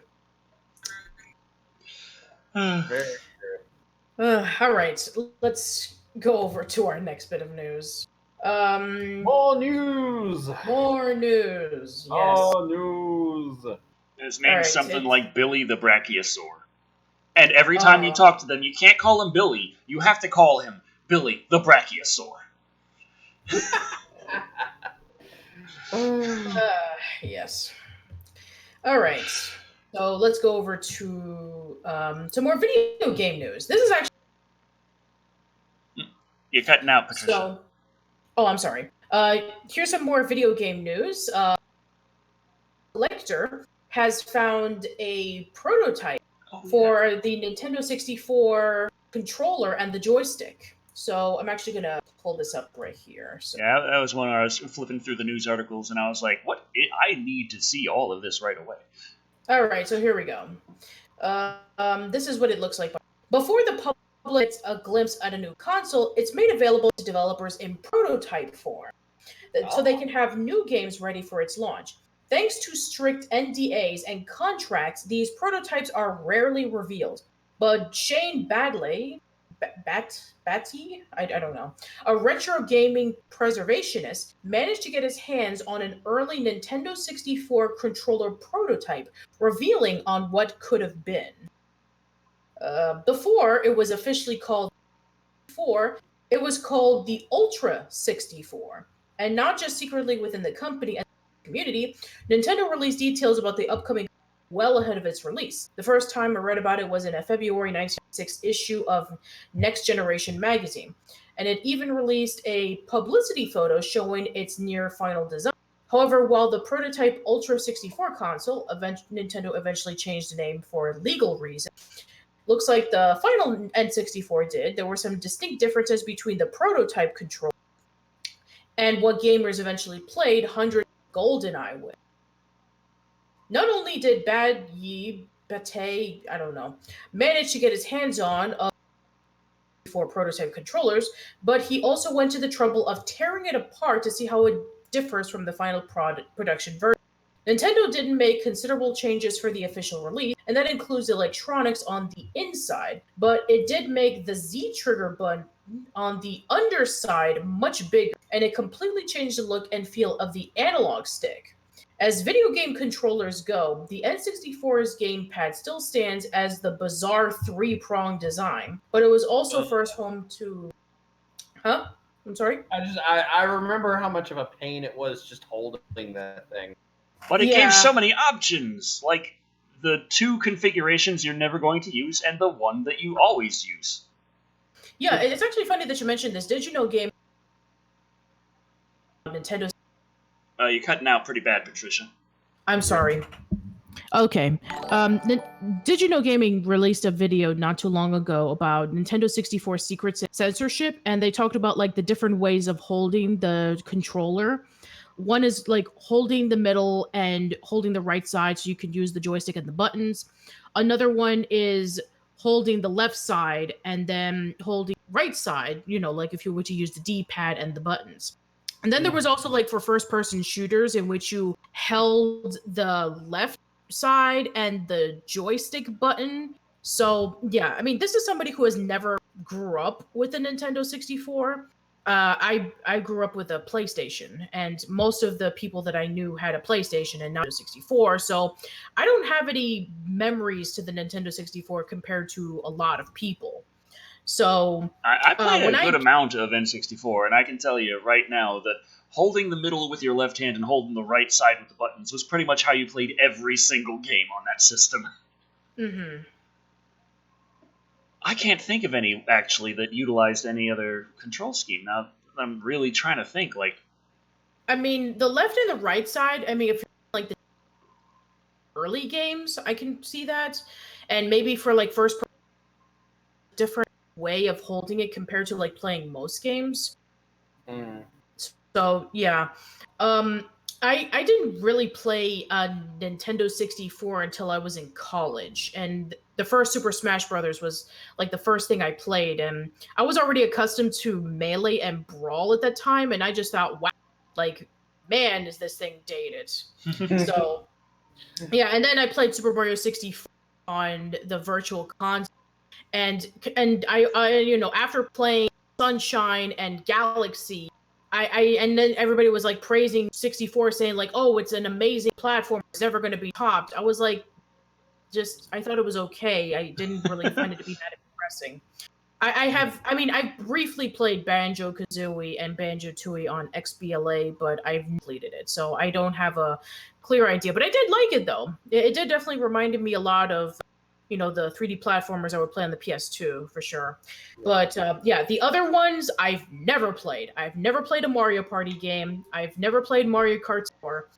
I've never played GoldenEye. So yeah, I'm sure that people are going to be like, oh, shock. But I did play a lot of PlayStation. So I mean, Final Fantasy VII, Metal Gear Solid, Spyro, Crash Bandicoot. I did all of that. But Nintendo 64, no. $4.99 from Bradfeld says, well, the dinosaurs are rare. Wouldn't that just be his luck? And for a sidekick, a Microceratops. Oh, I think they're talking about the cartoon idea. Right. Protoceratops? Maybe? Microceratops. Ah. So a tiny little Triceratops. We could have as a dog. Oh. Anyway, so article. Get that sweet, sweet, adorable kid factor. Yes, we do. And work for Star Fox. True. Oh, Star Fox 64. That was another one I played on Virtual Console. I have to mention that. Okay, let me just continue on. Where was I? Oh yeah, here we go. Nintendo did make considerable changes for the official, and that includes the electronics on the inside, but it did make the C trigger button on the underside much bigger. Oh yeah, I already read that part.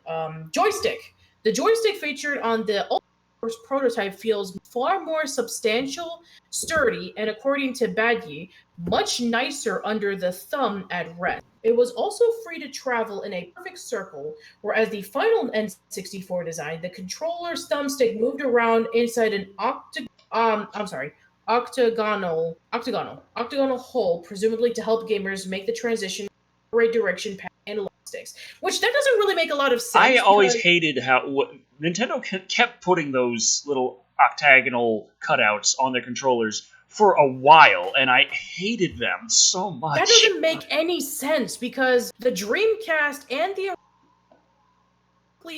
circular motions on their joystick. So when I played with the Nintendo 64, I was like, wow, it feels like it just snapped every single direction, like snap, snap, snap, snap, snap. It's like, wow. Yeah, and Nintendo kept putting that on the controllers for a while. That was how they set up the GameCube controller, the classic controller for the Wii, and I want to say that did the Wii U Pro controller finally get circular? I think maybe. It's hard for me to remember.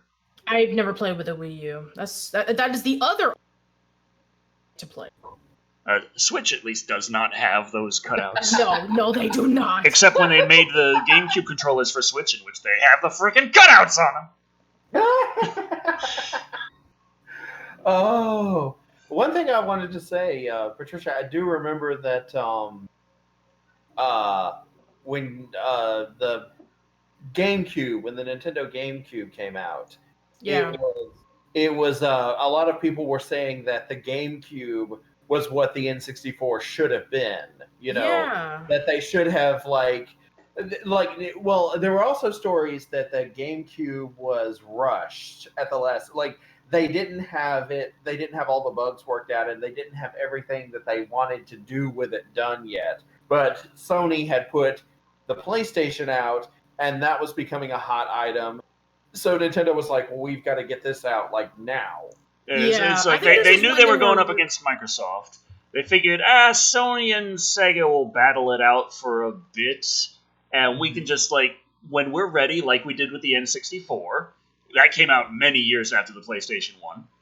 Right. They're like, when we're ready, this will be here. And in the meantime, PlayStation 2 is just selling. And they're like, oh, fuck. Oh, get the damn thing out the door! Right. And unless we forget about the Xbox. Right. And by the time the... But sir, it just looks like a lunchbox. Put a handle on it! I don't care! Just get out of here!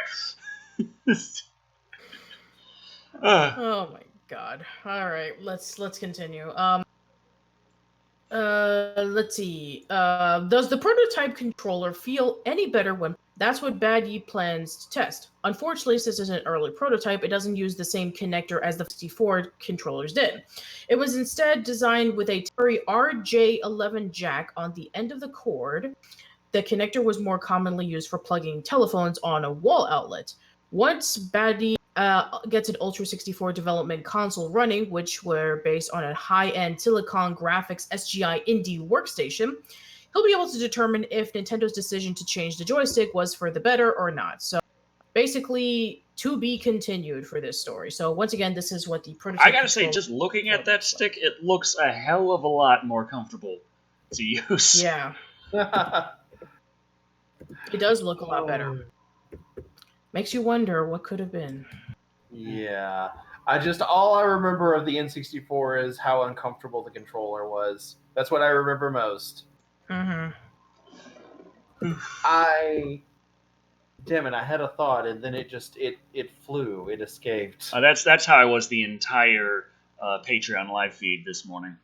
I had a good 4 hours of sleep, and I'm like, So, hello. Hello. Yeah. Okay. Professionals. Hey, Tara girl, how you doing? You want to save my butt? Finally awake. You want to save my butt and show the internet you exist? Because they love you, Oh. It's a Tara. Hey, Tara. Yay! Say meow. No, it's okay, Tara. All right. I actually do have some interesting news that going back to let's take a break from the video games. So there was talks about all these remakes and reboots of all these upcoming horror films. One that hasn't been done in a while was Texas Chainsaw Massacre. The last time that we had something related to Texas Chainsaw Massacre was the remake, and that was back in 2003 or something. Approximately, So, I want to say. Yeah. Okay. You're in the ballpark figure at the very least. I want to say that because that was when you started to see a lot of horror movie remakes starting to creep in. That was when it's, like Scream brought slasher films back, and then they were trying to copy the Scream formula of, subverting horror movie rules. And then once that well went dry, they started remaking a lot of old horror movies. So it's in the right ballpark if nothing else. But I'm sorry, you were saying. No, it's okay. That was my turn to lead everything off onto a different tangent. Sorry about that. That's okay. But yeah, there actually have been Texas Chainsaw Massacre. So I actually have the article ready. So it's Creepy's turn, and thing. Oh, there it is. Yeah, Fede Alvarez, producing next Texas Chainsaw Massacre, and is an exclusive from Bloody Disgusting. So it's Creepy's turn. Alrighty then. Okay, there was last August, Bloody Disgusting exclusively told you that Legendary Entertainment / Legendary Pictures / Legendary Stuff was in the mix to not only develop new films based on Tobe Hooper's original slasher masterpiece, The Texas Chainsaw Massacre, but also a television series, Decker's Worst Nightmare. In October 2017, Lionsgate released Leatherface. I'm just wondering why Megan Fox keeps standing there judging me. Because it's Megan Fox. Fair enough. I get it. The reason why is because it's a podcast from Disgusting Jennifer's Body 10th anniversary special. So I guess that makes sense. Okay. Where was I? You made me lose my play. Sorry. You can learn to... Oh, wait, wrong article. A prequel to the Texas Chainsaw Massacre that was produced by Millennium Films. Sources told us before the film's release that rights had turned back over to Kim Henkel, writer and producer of the 1974 slasher classic and also director of Texas Chainsaw Massacre: The Next Generation, 1994. A lot has happened since the previous report. Yeah, time passes. Not only are we told that Legendary has closed the deal, but we're hearing exclusively. They throw that word around all the time, and it just feels like it loses all meaning. That Fede Alvarez of Evil Dead and Don't Breathe is producing for Henkel and Legendary. To clarify, this is not meant as a directing vehicle for Alvarez, who is seeking a filmmaker to attach to the project. While plans aren't set in stone, we're hearing that the hope is to make a direct sequel to Hooper's 74 film, similar to what Blumhouse and Universal have done with Halloween. So it's another case of follow the leader. Yes. Unfortunately... Oh, sorry. I said, like you do. Like you do. Unfortunately, Texas Chainsaw Massacre's final girl, Marilyn Burns, passed away in 2014. How old was she? Anyway, it will be interesting to see how they continue the story without her. And although it could just focus on the current state of the Sawyer family, make sure to read John Squire's piece on the confused Texas Chainsaw Massacre timeline. You can read the potential implications of the Legendary Pictures deal by clicking here, which I can't do, but I'll assume that the rest of you could if you went to the article. We'll update you with any fresh news as it comes in, as they do. Yeah, I'm just looking it up right now. She passed away at the age of 65. Yeah, okay, so I was going to say, she was in her 20s, I want to say, when she was playing that role or so. So I was like, yeah, she was, getting a little on in years. And, not passing judgment, just saying, it's like she was, traditionally final girls are between the ages of 18 and 25. Yeah. I think that seeing a 60-something-year-old woman try and outrun Leatherface might not have... I think that would just be more uncomfortable than anything. I guess maybe because they thought it would work, Jamie Lee Curtis, but maybe, because it was too late at that point that, they decided to go back into the drawing board. Why does it always kind of come off to me like, I've seen this shark and I know what it can do?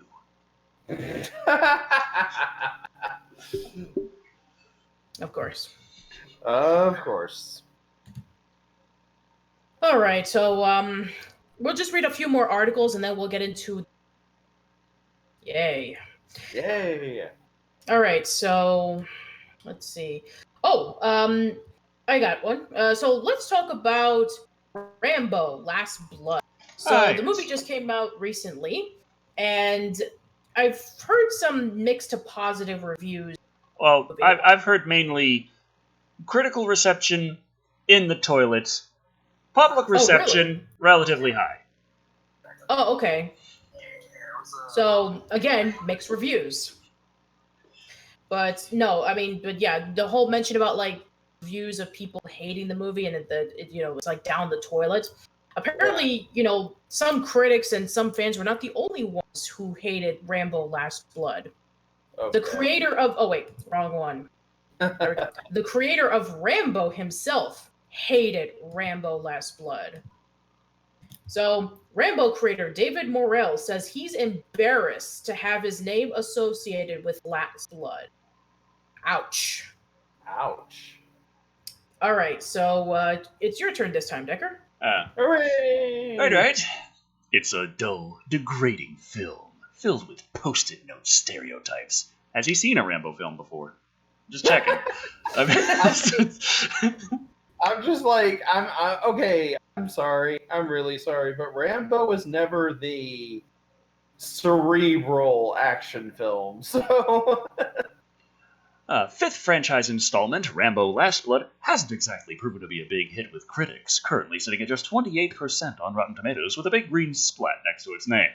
Our own William Babiani is among the film's detractors, writing his 1.5-star review for Bloody Disgusting. The violence is astounding, but the film looks cheap and the script is derivative. Yeah, it's a Rambo film. I know. Williams' review continues, but when you consider every hateful sentiment Last Blood cynically attempts to cash in on, this film goes from bad to much, much worse. As it turns out, another Last Blood's detractor is David Morrell, the man who created the character of Rambo when he wrote the novel First Blood back in 1972. Taking to Twitter over the weekend, Morrell let it be known that he agrees with the critics who have been slamming Last Blood. The film is a mess. Embarrassed to have my name associated with it. I hated this film, he later tweeted. Waterworld is a masterpiece compared to this. I'm just imagining like everyone involved with Waterworld, like, hey, why is it when you're talking about terrible movies you constantly bring us up? Yeah. It's kind of an underhanded compliment. All I'm saying. Yeah. I remember when you read Clive Barker's tweet about how, Hell World, what was it, Revelations? Oh yeah, I remember that. Where he didn't. They say it's from the mind of the mind of Clive Barker. It's a lie. It's not even from my butthole. Yeah, exactly. So if you're gonna review, when you Rambo: Last Blood, I guess if the movie does turn out to be as bad as it is, then we're gonna have Dave Morrell's tweet saying this film is a mess. Embarrassed to have my name associated. Waterworld is a masterpiece compared to this. So Morrell expanded on his thoughts. But we'll get to that later. In a chat with Newsweek, digging in a bit more why he feels so strongly about Last Blood being a low point for the Rambo franchise. I felt degraded and dehumanized after I left the theater. What happened to you? Okay. Morrell told the site, instead of being soulful. When's the last time we've described a Rambo movie as soulful? Have you? Maybe he's basing it on the book. Right. I don't know. Oh, this new movie lacks one. I felt like I was less a human being for having seen it, and today, that's an unfortunate message. The sets here look cheap, the direction awkward, from multiple perspectives. This film fails miserably. For what it's worth, Morrell also tweeted that 2008's Rambo is better than critics allowed, noting that this action sequence went on too long, but the film understood its title character.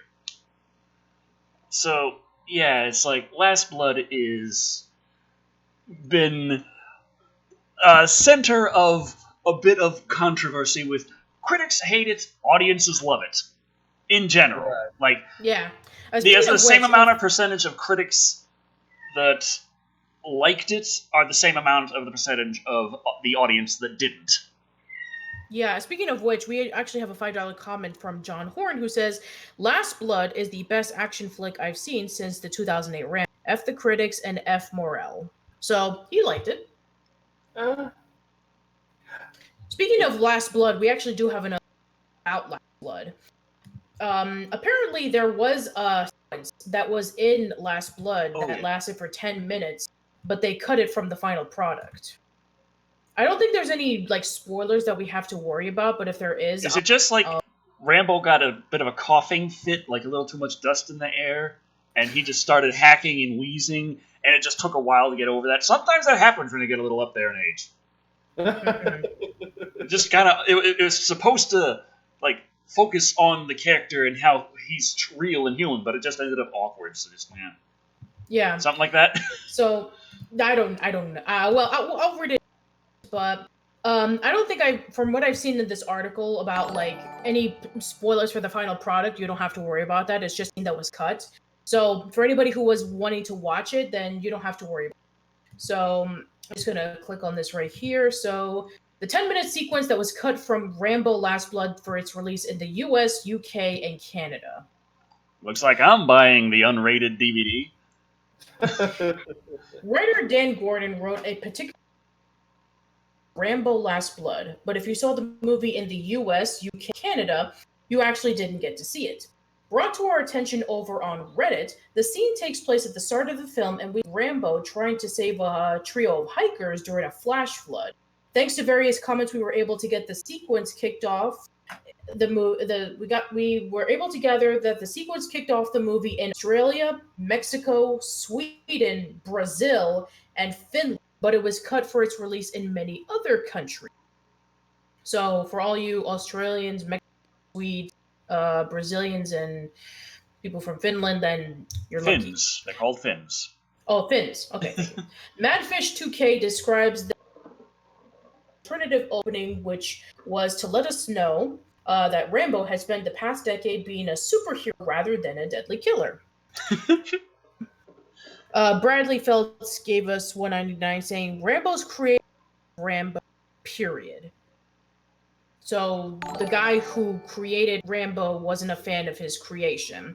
I guess that can make a lot of sense because I know a lot of writers who want to, create other works. They're always going to be known for that work, and sometimes they even get sick of it. There's a ton in the Mary Poppins movie that the creator of Mary Poppins was not happy with. Yeah, very true. Yeah, that's pretty infamous. Oh, and Roald Dahl, he hated Willy Wonka and the Chocolate Factory because of Gene Wilder. And he also didn't like The Witch, scary for kids, and he hated the ending. So, yeah, I guess I remember hearing that. Yeah, I think I remember hearing that he really, really hated the movie. Yeah. Yeah, he really despised it. But yeah, that was the last movie I saw based off of his works while he was alive, because he died the same year that The Witches came out. Right. So he never got to see Matilda, Fantastic Mr. Fox, or Charlie and the Chocolate Factory. Thankfully, he never got Tom and Jerry, Willy Wonka, and the Chocolate Factory. I think he would have freaked out. Oh, man. Okay, let me just continue. Okay. It starts in a rainstorm in the middle of a race. 3 missing hikers in danger of getting caught in blood. The police say they have to stop the search. It's dangerous and ask where the volunteer on horseback is. We're then introduced to Rambo in the woods tracking down the hiker. He finds a girl dead, then further down he finds the other 2. He's trying to get them out, but one guy won't leave without his wife. Rambo tells him that she's dead, but he runs off. The flood water starts running down, and Rambo ties himself and the girl to a rock, while the initial rush of water cascades over. He then returns to the base with the girl and sees the guy who ran off getting his body loaded into the ambulance, where he triggers his PTSD. The girl thanks him, and Rambo returns home and has a conversation with the old lady living in the house about where he returned and how his father sat in the rocking chair outside. He then goes into tunnels, clearly upset about the event, and puts a CD on The Door. where he has PTSD flashbacks in the time. It is intercut with the Decker. Broken Throwaway 247. I saw this scene in Australia. It was the best part of the movie. The police implied it was not the first Rambo had done this thing to him either. At the end, I was waiting for the entire time for police and or townsfolk to show up and help Rambo fight the cartel. Would have been a nice parallel to the first movie, and it would redeem the entire film. Dan Gordon recently seen in a recent chat with The Hollywood Report. That scene was really about my son. It's not losing someone you love in the past and reliving of something that happened 20 years ago. It's how you keep on trying to save that person, undo the past by saving others, and fail. Rambo Last Blood runs at 101 minutes in some countries with woods attached, and 89 minutes here in the US without it. The film kicks off with Rambo on his ranch. Oddly enough, images from the sequence above and below were some of the first official release for Last Blood. Here's hoping it's included on Blu. So I guess this is the scene right here, and then there's this. So yeah, it looks like you'll have if it's not released, if the uncut version is not released on Blu-ray, Decker, then I guess you will have to. I'll just have to import it. Yeah. Oh, okay, there we go. I accidentally put the triple camera up before switching to 3 cameras, Okay. so I just had 3 parts of Patricia. But, yeah. Damn, that soulless movie. Yeah, now I'm actually curious about, what it's bad as Morrell says. I mean, the way you're shaking it is like we need to have Morrell on a newspaper saying "Old man yell loud." Old man yells at cloud. Oh boy, but yeah. Yeah. All right. I really should get Last Blood and do a nice review of it. I don't like being embroiled in controversy as much. It's like if something is just very controversial, a lot of times I'll just say, you know what, I got other things I can do. I'm going to be playing some Ring Fit Adventure. Fuck this. I guess that's all. I guess that's probably what Jedi. Yeah. Fair enough. But Rambo is not that huge compared to the Last Jedi controversy. So that is true. Once it comes out on Blu-ray, I'll probably be fine. It's like, okay, pop that in, take a look at it, see how it is. Mm-hmm. All right, so let's go. Well, we're reaching almost the halfway mark, so I guess it's finally time about some news. So where do we start? Is it time? Yes, it is time. Sadly. No. All right, so here's one.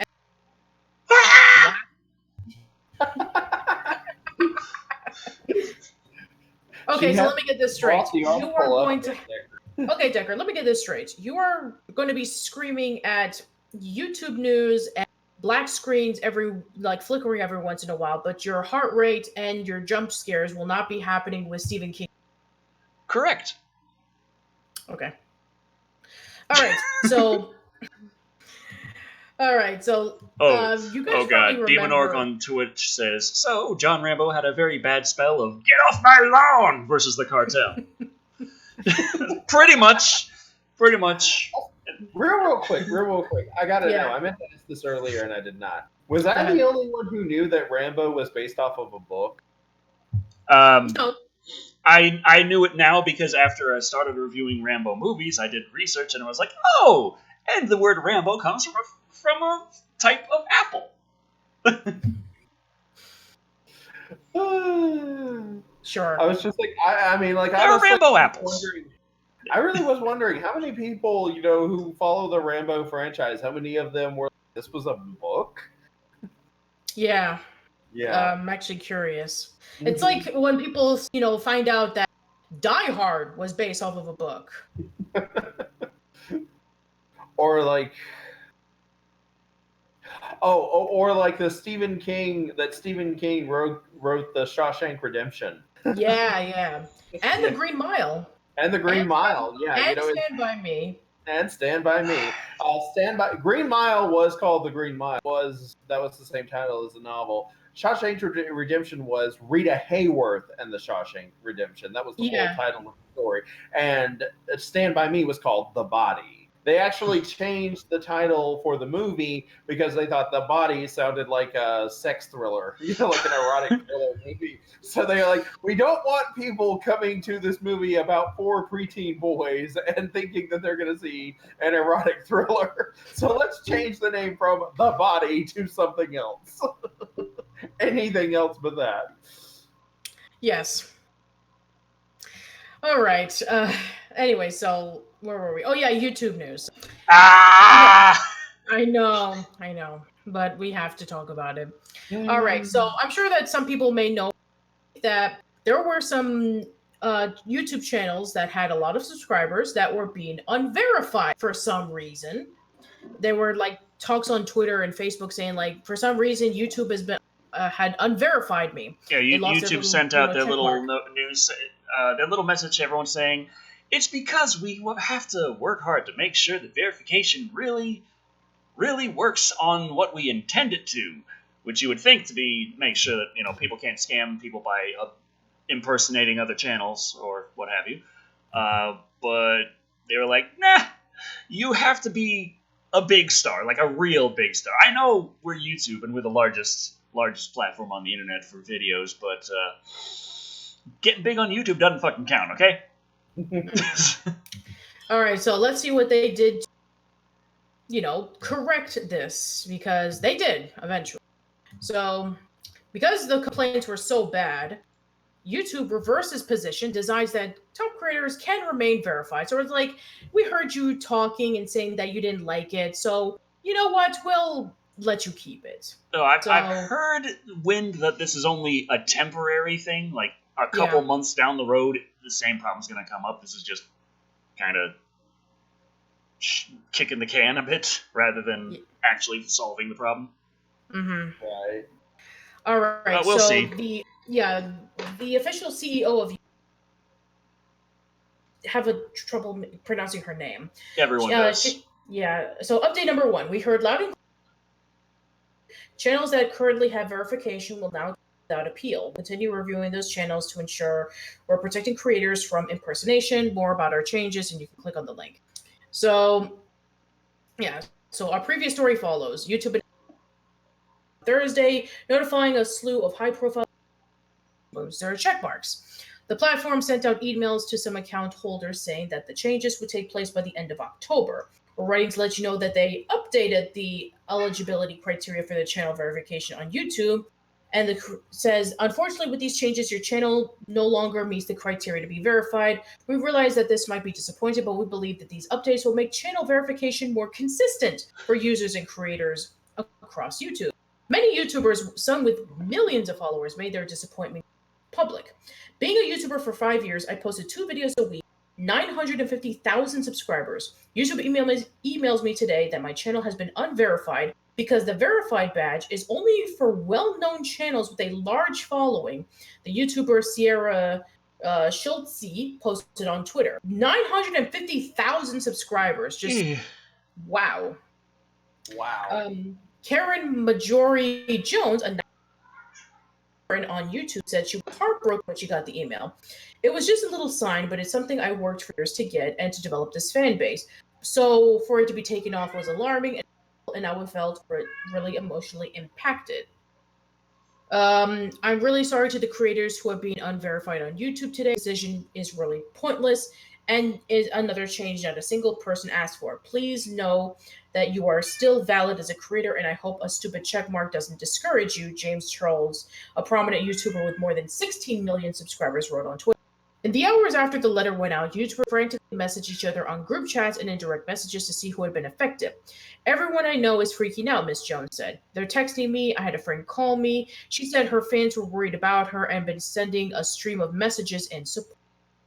Because verification isn't users on mobile devices, thanks YouTube, many fans believe that PewDiePie, the YouTuber with most subscribers, had also lost his checkmark.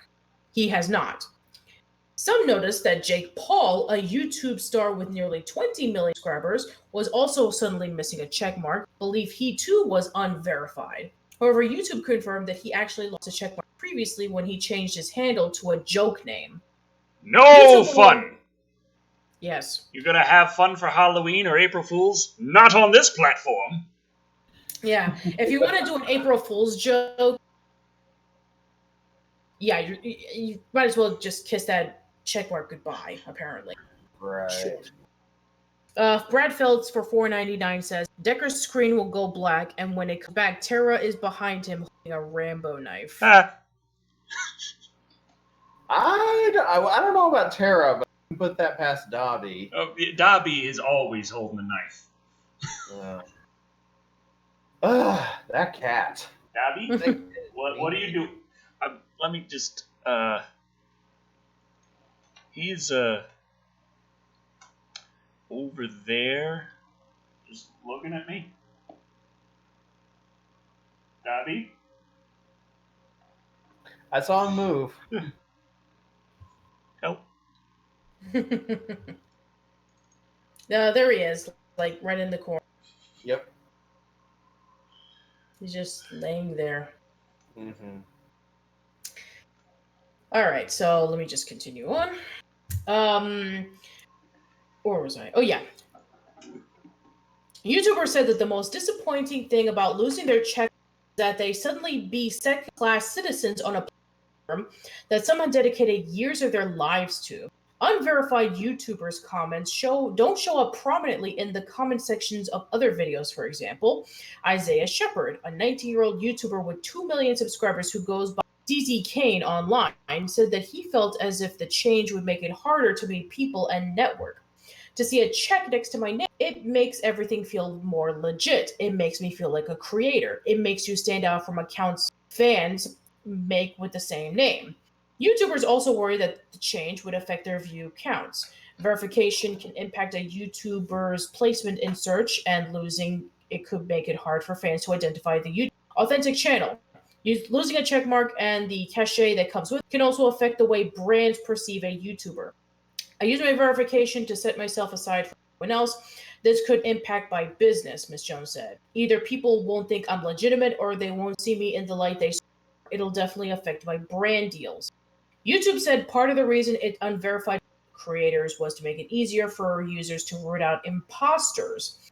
Our new criteria prioritizes channels that have a clear need for a proof of authenticity. We look at a number of factors to determine if a channel meets this criteria. A blog post announcing the change. Before the change, any channel with more than 100 subscribers could apply for verification. Now the channel must not only belong to the real creator, artist, public figure, or company it claims to represent, it also must represent a creator, artist, public figure, or company that is widely recognized outside of YouTube or has a strong presence online. Creators interpreted this as another sign of YouTube become more corporate and abandoning it. If you've been watching YouTube lately, says Luke Megger, a 22-year-old YouTuber with 270,000 subscribers, who was informed that he was losing verification, the trending page went all from Fallon, Vivo, and professional music videos. Okay, so basically it just goes more in detail about that. So yeah, basically you saw what the severe implications were for YouTubers to lose their verification, and then oops, we screwed up. We better change it. So yeah, there you go. Mm-hmm. YouTube in a nutshell. Yeah. I'd like to have verification. That'd be nice. Mm-hmm. But, I mean, I just, like, have some friends in Hollywood. That's no big deal, really. Decker's just, been out to Hollywood, spoken and, spent the night with a major hot movie composer, that sort of thing. But he didn't invite me to. Money is tight. It gets real tight. Mm-hmm. Apparently, according to the That's chat, why I'm trying to get the thing to watch the Stephen King movies, because I just need the money. Yeah. Apparently, according to the chat, they said glitching when I was reading through the article, and that was done. The glitching was on. So apparently, like YouTube is trying to not have people know about this news about what they were doing. So apparently, it's like this huge conspiracy. Yeah. No, what are you doing? The most important thing. Why are you getting slow?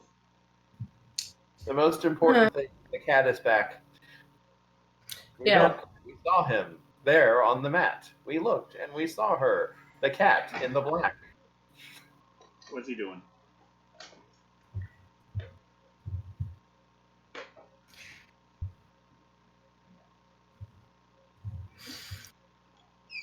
What are you? I thought you were using the litter box. You're just standing in here like freaking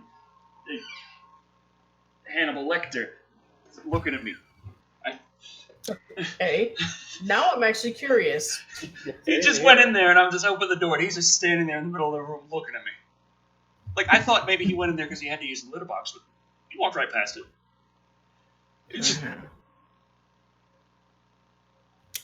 All right, well, let's. I mean, I hope that the next YouTube article doesn't cut me off. So, yeah, let's just go over to the next one.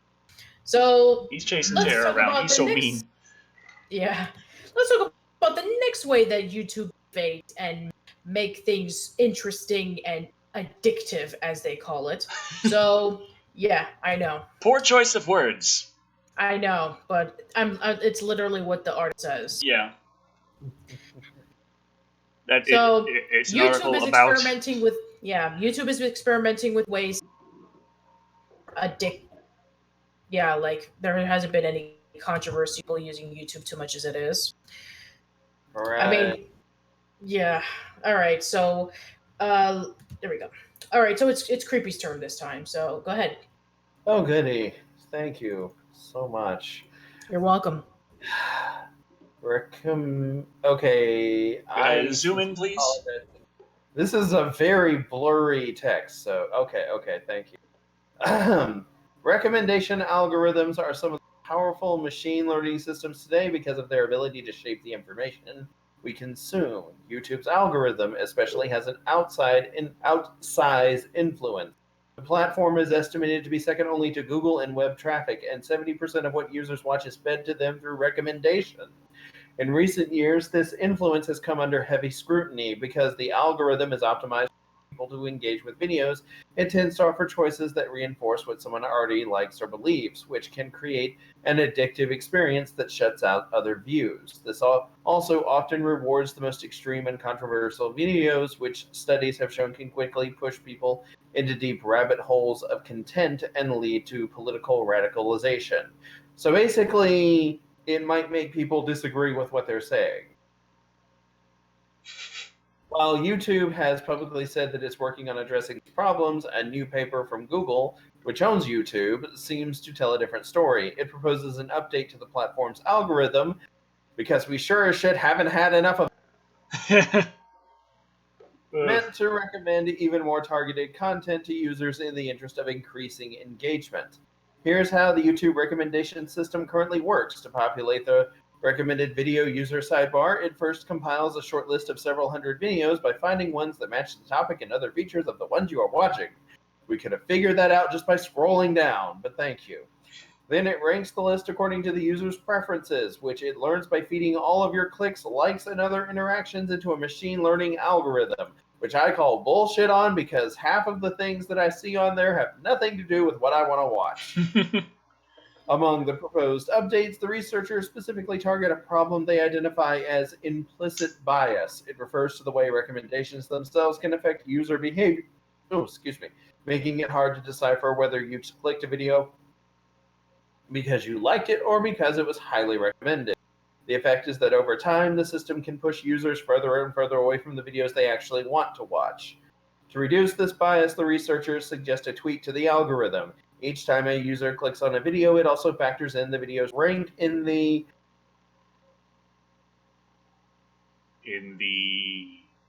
I don't know. That's as far as I'm able to see and read.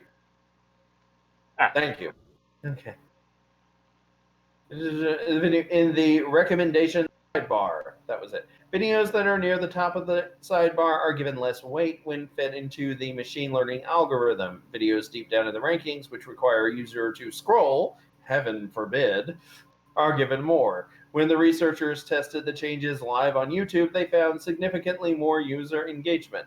Though the paper doesn't say whether the new system will be deployed permanently, Guillaume Cheslot, an ex-YouTube engineer who now runs algotransparency.org, said he was pretty confident that it would happen relatively quickly. They said that it increases the watch time by 0.24%. If you compute the amount, I think that's maybe tens of millions of dollars. Huh. Several experts who reviewed the paper said the changes were Earth's effects. In our research, we have found that YouTube's algorithms create... What was that? I think that was a cat. That was Dobby. Oh, okay. Created an isolated far-right community, pushed users toward videos of children, and promoted misinformation. Jonas Kaiser, an affiliate at the Berkman Klein Center for Internet and Society, said, on the fringes, this might... foster the information of more isolated communities than we have already seen. Jonathan Albright, the director of the Digital Forensics Initiative at the Tow Center for Digital Journalism, said that while reducing position bias is a good start to slow the low-quality content feedback loop, in theory, the change could also further favor extreme content. Yeah, I watched Spawn Wave and Up Is Not Jump. That's what I don't know what the hell is. It's like, okay. Becca Lewis, a former researcher at Data and Society who studies online extremism, said that it's difficult to know how the changes would play out. That's true for YouTube internally as well. She said, there are so many different communities on YouTube, different ways that people use YouTube, different types of content, that the implications are going to be different in so many cases. We become test subjects for YouTube. I'm used to that. Yeah. When reached for comment, a YouTube spokesperson, because they're the most reliable people ever, said its engineers and product teams had determined that the changes would not lead to filter bubbles. In contrast, the company expects the change to decrease them and diversify recommendations overall, which I feel like is a bold-faced lie just because it was said by a spokesperson. All three outside research MIT Technology Review contacted recommend that YouTube spend more time exploring the impact of algorithm changes through methods such as interviews, surveys, and user input. YouTube has done this to some extent, the spokesperson said. Again, I want to call bullshit just by reflex. Working to remove extreme content in the form of hate speech on its platform. Because they've done such a good job of that. And even aided it in some cases. YouTube should spend more energy in understanding what the algorithm favors and amplifies that than how to keep users on the platform, Kaiser said. The frustrating thing is that it's not in YouTube's business interest to do that, Lewis added, but there is an ethical imperative. Yeah, I guess that's pretty much it. That's pretty much it. Yeah. So in other words, YouTube's trying to get people coming back. Mm-hmm. YouTube gonna YouTube. Yeah. Because the haters gonna hate. All right. Do we even want to talk about the last YouTube comment, to be quite honest? I'm kind of YouTubed out, if you want to know the truth. Okay, fair enough. Yeah. I think we've all had our fill of YouTube news for one night. Fair enough. Yeah. All right, so the idea of YouTube doing right by the algorithm and just making everything happy, and if it'll cut down on profits a little bit, if it makes the world a better place, it's so worth it. I'm looking at that and I'm just thinking, like, I had this thought about the Twinkie the other day. I got banana flavored Twinkies in there. I want you to think about this for a second. We have banana flavored Twinkies. We, as a human species, we got technology, we got agriculture, we got trade, we've got industry, we've got machines, we've got plastics, we've got fucking technology. Ship this out, preserve it forever. And we said to ourselves, with this completely man-made food. What do we want this to be? We want it to taste like that thing we could just pull out of the tree and eat. Yeah. Because ape like banana. Yes. That's what it means to be human. That is what you want to keep in mind when it comes to how YouTube is going to see about working its algorithms for the betterment of mankind. Right. Thank you, Decker. Mark Christian says, banana flavored. Bravo. Sermon on the Mount quality of speech there. Oh, boy. We have a $2 comment from Motorcycle US who said, but what about randomly unsubscribing me? Well, you see, they have to randomly unsubscribe people because they've found if they just show you the notifications for the things the people you're subscribed to have uploaded, there's a larger chance that you'll just unsubscribe from them. And that will make people sad. So they'll just not show you their videos and decide for you. If after not seeing the videos because they haven't been serviced to you for like a month and a half, well, you're probably not interested anymore, just unsubscribe you. YouTube takes the thought out of thinking. Sure. Also, legs. That's very important. That's very important. All right. Let's see. There's some other things that we could talk about, but I'm just trying to be a nice way to segue into our final news report. Just go. I kind of want to get a banana-flavored Twinkie right now. Ooh. I got. You have banana-flavored Twinkies? No, I I don't. don't have them either, Decker.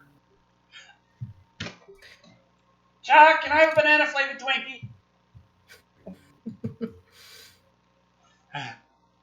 I would say that she's probably wondering what the hell brought this on, but she lives with Decker, so odds are good that she's not to it. Mm-hmm.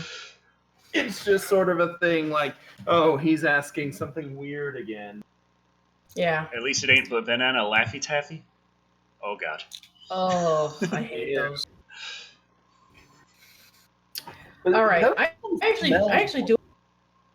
Okay, I actually do have a pretty interesting article. So there's this upcoming thriller that's going to be coming out December 13th. And it actually sounds pretty interesting. So a person who requires a rare gemstone with mysterious powers, and he puts his life and career on the line to run in with gangsters and a night crawl.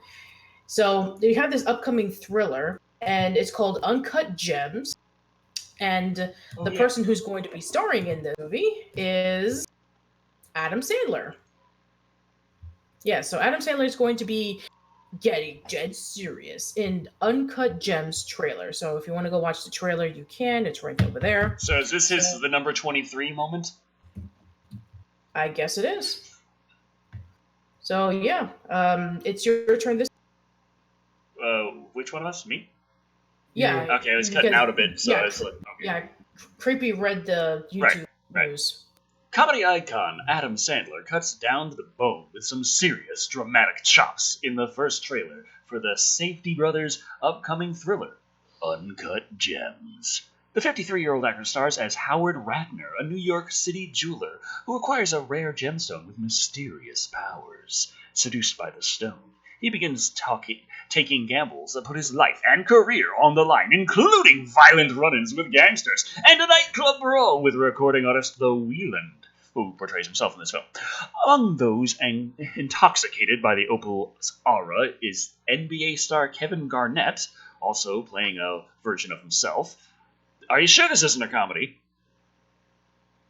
No. They say A client of Howard's, and there's Howard's wife, Dinah, Frozen's Edna. The double doors off the action Sam. No! Double doors after the opal. Run! Mostly endures a husband's mental spiral with a grimace on her face as she listens to him drone on about his lofty ambitions and a steamy affair. Wait, what? She's listening to him talk about a steamy affair and she's just rolling her eyes at it? Oh, there he goes again, just banging other women. Or men. I don't know. I don't judge. This is me, Howard says at the end of the intense clip.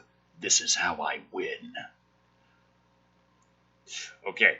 I think I actually have to look at the trailer. I'm not really understanding this article. Also starring Lakeith Stanfield as Julia Fox, Uncut Gems premiered at the Tel Dure Film Festival in August, earning rave reviews and generating Oscar buzz for Sandler's performance. The movie garnered similar acclaim at the Toronto International Film Festival earlier this month.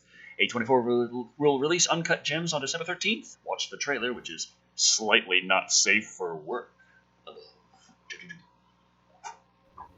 Also, Decker, you said you didn't understand what was going on. That's any Adam Sandler movie. Keep in mind that this is the same guy who starred in a film where he got a reality warping TV remote from Bed Bath & Beyond.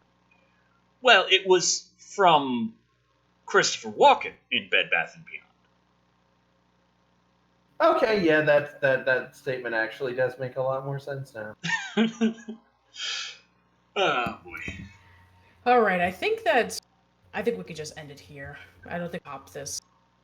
I don't think we can top Adam Sandler starring in an intense erotic suspense thriller. Words I never thought I would hear myself say. This is we've grown up. We are living in the world of the critic. Next up, Adam Sandler stars in an intense erotic suspense thriller. It's like, if I had heard those words 20 years ago, I would have just been like, oh, what? It's like, The same guy from SNL is in a right? I'm just like, oh man, just Okay, well, let's see which one turns out. This or The Fanatic with John Travolta, directed by Fred Durst. Well, I'm pretty sure this is going to at least make a little more money. I've had some YouTube videos, I think, that have made more money than that. Yeah. I mean, like, John Travolta has been a fair share of weird shit over the years. So him doing this is not quite as bizarre as Adam Sandler starring in an intense erotic suspense. I can't even say it anymore. Like, let me check. How much has this? I didn't want to go to that, you piece of crap. I wanted to go to the damn information on it. But yeah, like John Travolta has been in some weird movies before, though. I mean, Battlefield Earth is the first thing that comes to mind. You know, while you were learning to spell your name, and while I was waiting for my balls to drop. I mean, just... Okay, so the clown review isn't quite there yet. I went for that because it's one that's just kept going, and it's got over 500,000 views now. But total amount that's made is $842.10. Yeah, we did talk about that in the last... That's since it's gone up. Overall total. Mm-hmm. So... Total. And it looks like only 60% of the views were actually monetized. Okay. So, that's how it is. But we're getting a couple of super chats, it looks like. Okay. Okay. Yeah, Motorcycle US. Have you never heard of Spanglish? And yes, I have heard of Spanglish. I think I have. I didn't see it. I just the trailers for it just hurt my head. Yeah, Spanglish is basically about and his wife. They hire a Hispanic nanny to help keep the house in order and their 3 kids because they're busy. So yeah, it's not really much on Adam. It's dramatic, serious roles. And Jack Brand gave us $5 saying, "John Travolta, I can't talk too long. I gotta poop." Okay. Me. Okay. Well, since now we've gotten to that point where we're sharing that much information, why don't we wrap things up here? Plan the next drinking game? Not yet. Not yet. But we will play another Stephen King drinking game, since apparently it's a series now. The public has decided that it's going to be an ongoing thing. So well, that is the best kind of reception I could have hoped for. true. So Decker, what have you got going on? Got the gaming channel has still been very much on the back burner. Just things have not lined up right. I hope to get some gaming content out, at least do some streaming again. Got XCOM 2. I was going to play more of that, and I was preparing for it, because there's a lot of character customization you can do, creating lots of different people to make your little army. So I might have added, like, Creepy. I created you the first time I played it, but I fixed your name to be spelled right this time. Good. I might have fucked that up. Patricia, your call sign is old school. Okay. And you are a psychic warrior, I think. Oh, nice. That Makes sense. And I other than that, also Patricia, that movie you got me is now the one that I finally ripped, and I'm in the process of review. Oh, nice. Excellent. So I'm planning on getting you another pretty soon. So I hope that it's actually something that we talked about in Live Wired. But I can't wait for you to review it next year or 2 years, whatever. I don't remember when I got it to you. I gotta buy more movies, because I was sitting there looking at. I didn't, after the summer of Jackie Chan, I didn't really buy too much else. I had Blair Witch, and I planned on Blair Witch, and then after that I realized I didn't buy any movies in the meantime. And I'm like, oh crap, what do I do? And I'm looking. I Spit in a Grave. I Spit in a Grave 2, 3. And I'm like, no. And I look over. Suspiria. Yes. I have this. Yeah. I have it on Blu-ray. Yes. What luck! Patricia has once again saved the day. Yes. Yeah. What do you got, Creepy? I was actually about to ask you the same thing. Oh, yes. Let's see. New episode of Casual out. Working on the Roald Dahl retrospective. Episode 2 will be coming out in the next month. And working really hard on my Cyber 6 video. And also, tomorrow night, this will be actually really interesting for those who are followers of Manic Expression. Creepy had actually written a podcast play series, if any of you guys remember his old channel. He wrote a podcast play series called Mason Dixon, and had a few members of Expression, including myself. And we had 3 episodes out of it, 2013, but the channel was lost, and a lot of his scripts were lost as well. But I had the episode 4 script on my email when I was getting it out, and I decided to bring it back. I edited myself. I got most of the cast back together, and it will be released on the YouTube channel, James's YouTube channel. Yeah, not the Manic Expression YouTube channel. We've been having difficulties with that one. But it'll be released tomorrow night at 8 o'clock, and you will finally get to hear the continuation of Mason Dixon, so stay tuned for that. Got some requests to review Chronicle and Cannibal Holocaust. Should I do Cannibal Holocaust as a parody review style? How many people do I get to eat?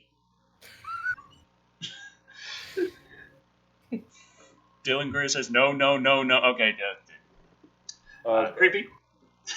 Let's see. Well, I did upload the X today, but it was immediately blocked. Like before I could even hit the publish button, it was already banned. So I have disputed that. Hopefully, it will be unblocked within the next couple of days. I have the Spider-Man retrospective review coming up soon, and that should have a special guest star, and because we are coming up on the famous Alien costume 3-parter, which consists of course, which is pretty much where Sam Raimi got the idea for most of Spider-Man 3. Pretty much he just watched those 3 episodes and then, okay, I this, and then this, and then this, and then this, and then this, and then this, and then this.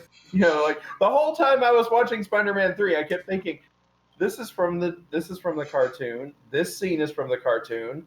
This part was in the cartoon. You know, it's just like over and over again. I'm like watching all these scenes, and they're pretty much lifted from the cartoon, and just like a character or two swapped or something like that. But I'm like, oh man, you know, it's like. But I've got that coming up. And next month there is going to be something that I know people, as well as a certain someone, has been wanting to see us do for a very, very long time. Ooh. And just in time for both the holidays and for its 25th anniversary. Awesome. So, yeah, I guess that's pretty much it. Tara, is that it? She's just looking at me. Okay, so. Oh, God. Paul Grillo says, Becker, review Cannibal Holocaust, and Creepy could be the cannibal. Nope. Ooh. Okay, I think that's it. We're done. Thank you all for joining us. I've been Decker Shadow. I've been Patricia. And I've been that long-haired creepy guy. And remember, keep your eyes open for the deviant cats, for they have Rambo knives and know how to use them. Good night.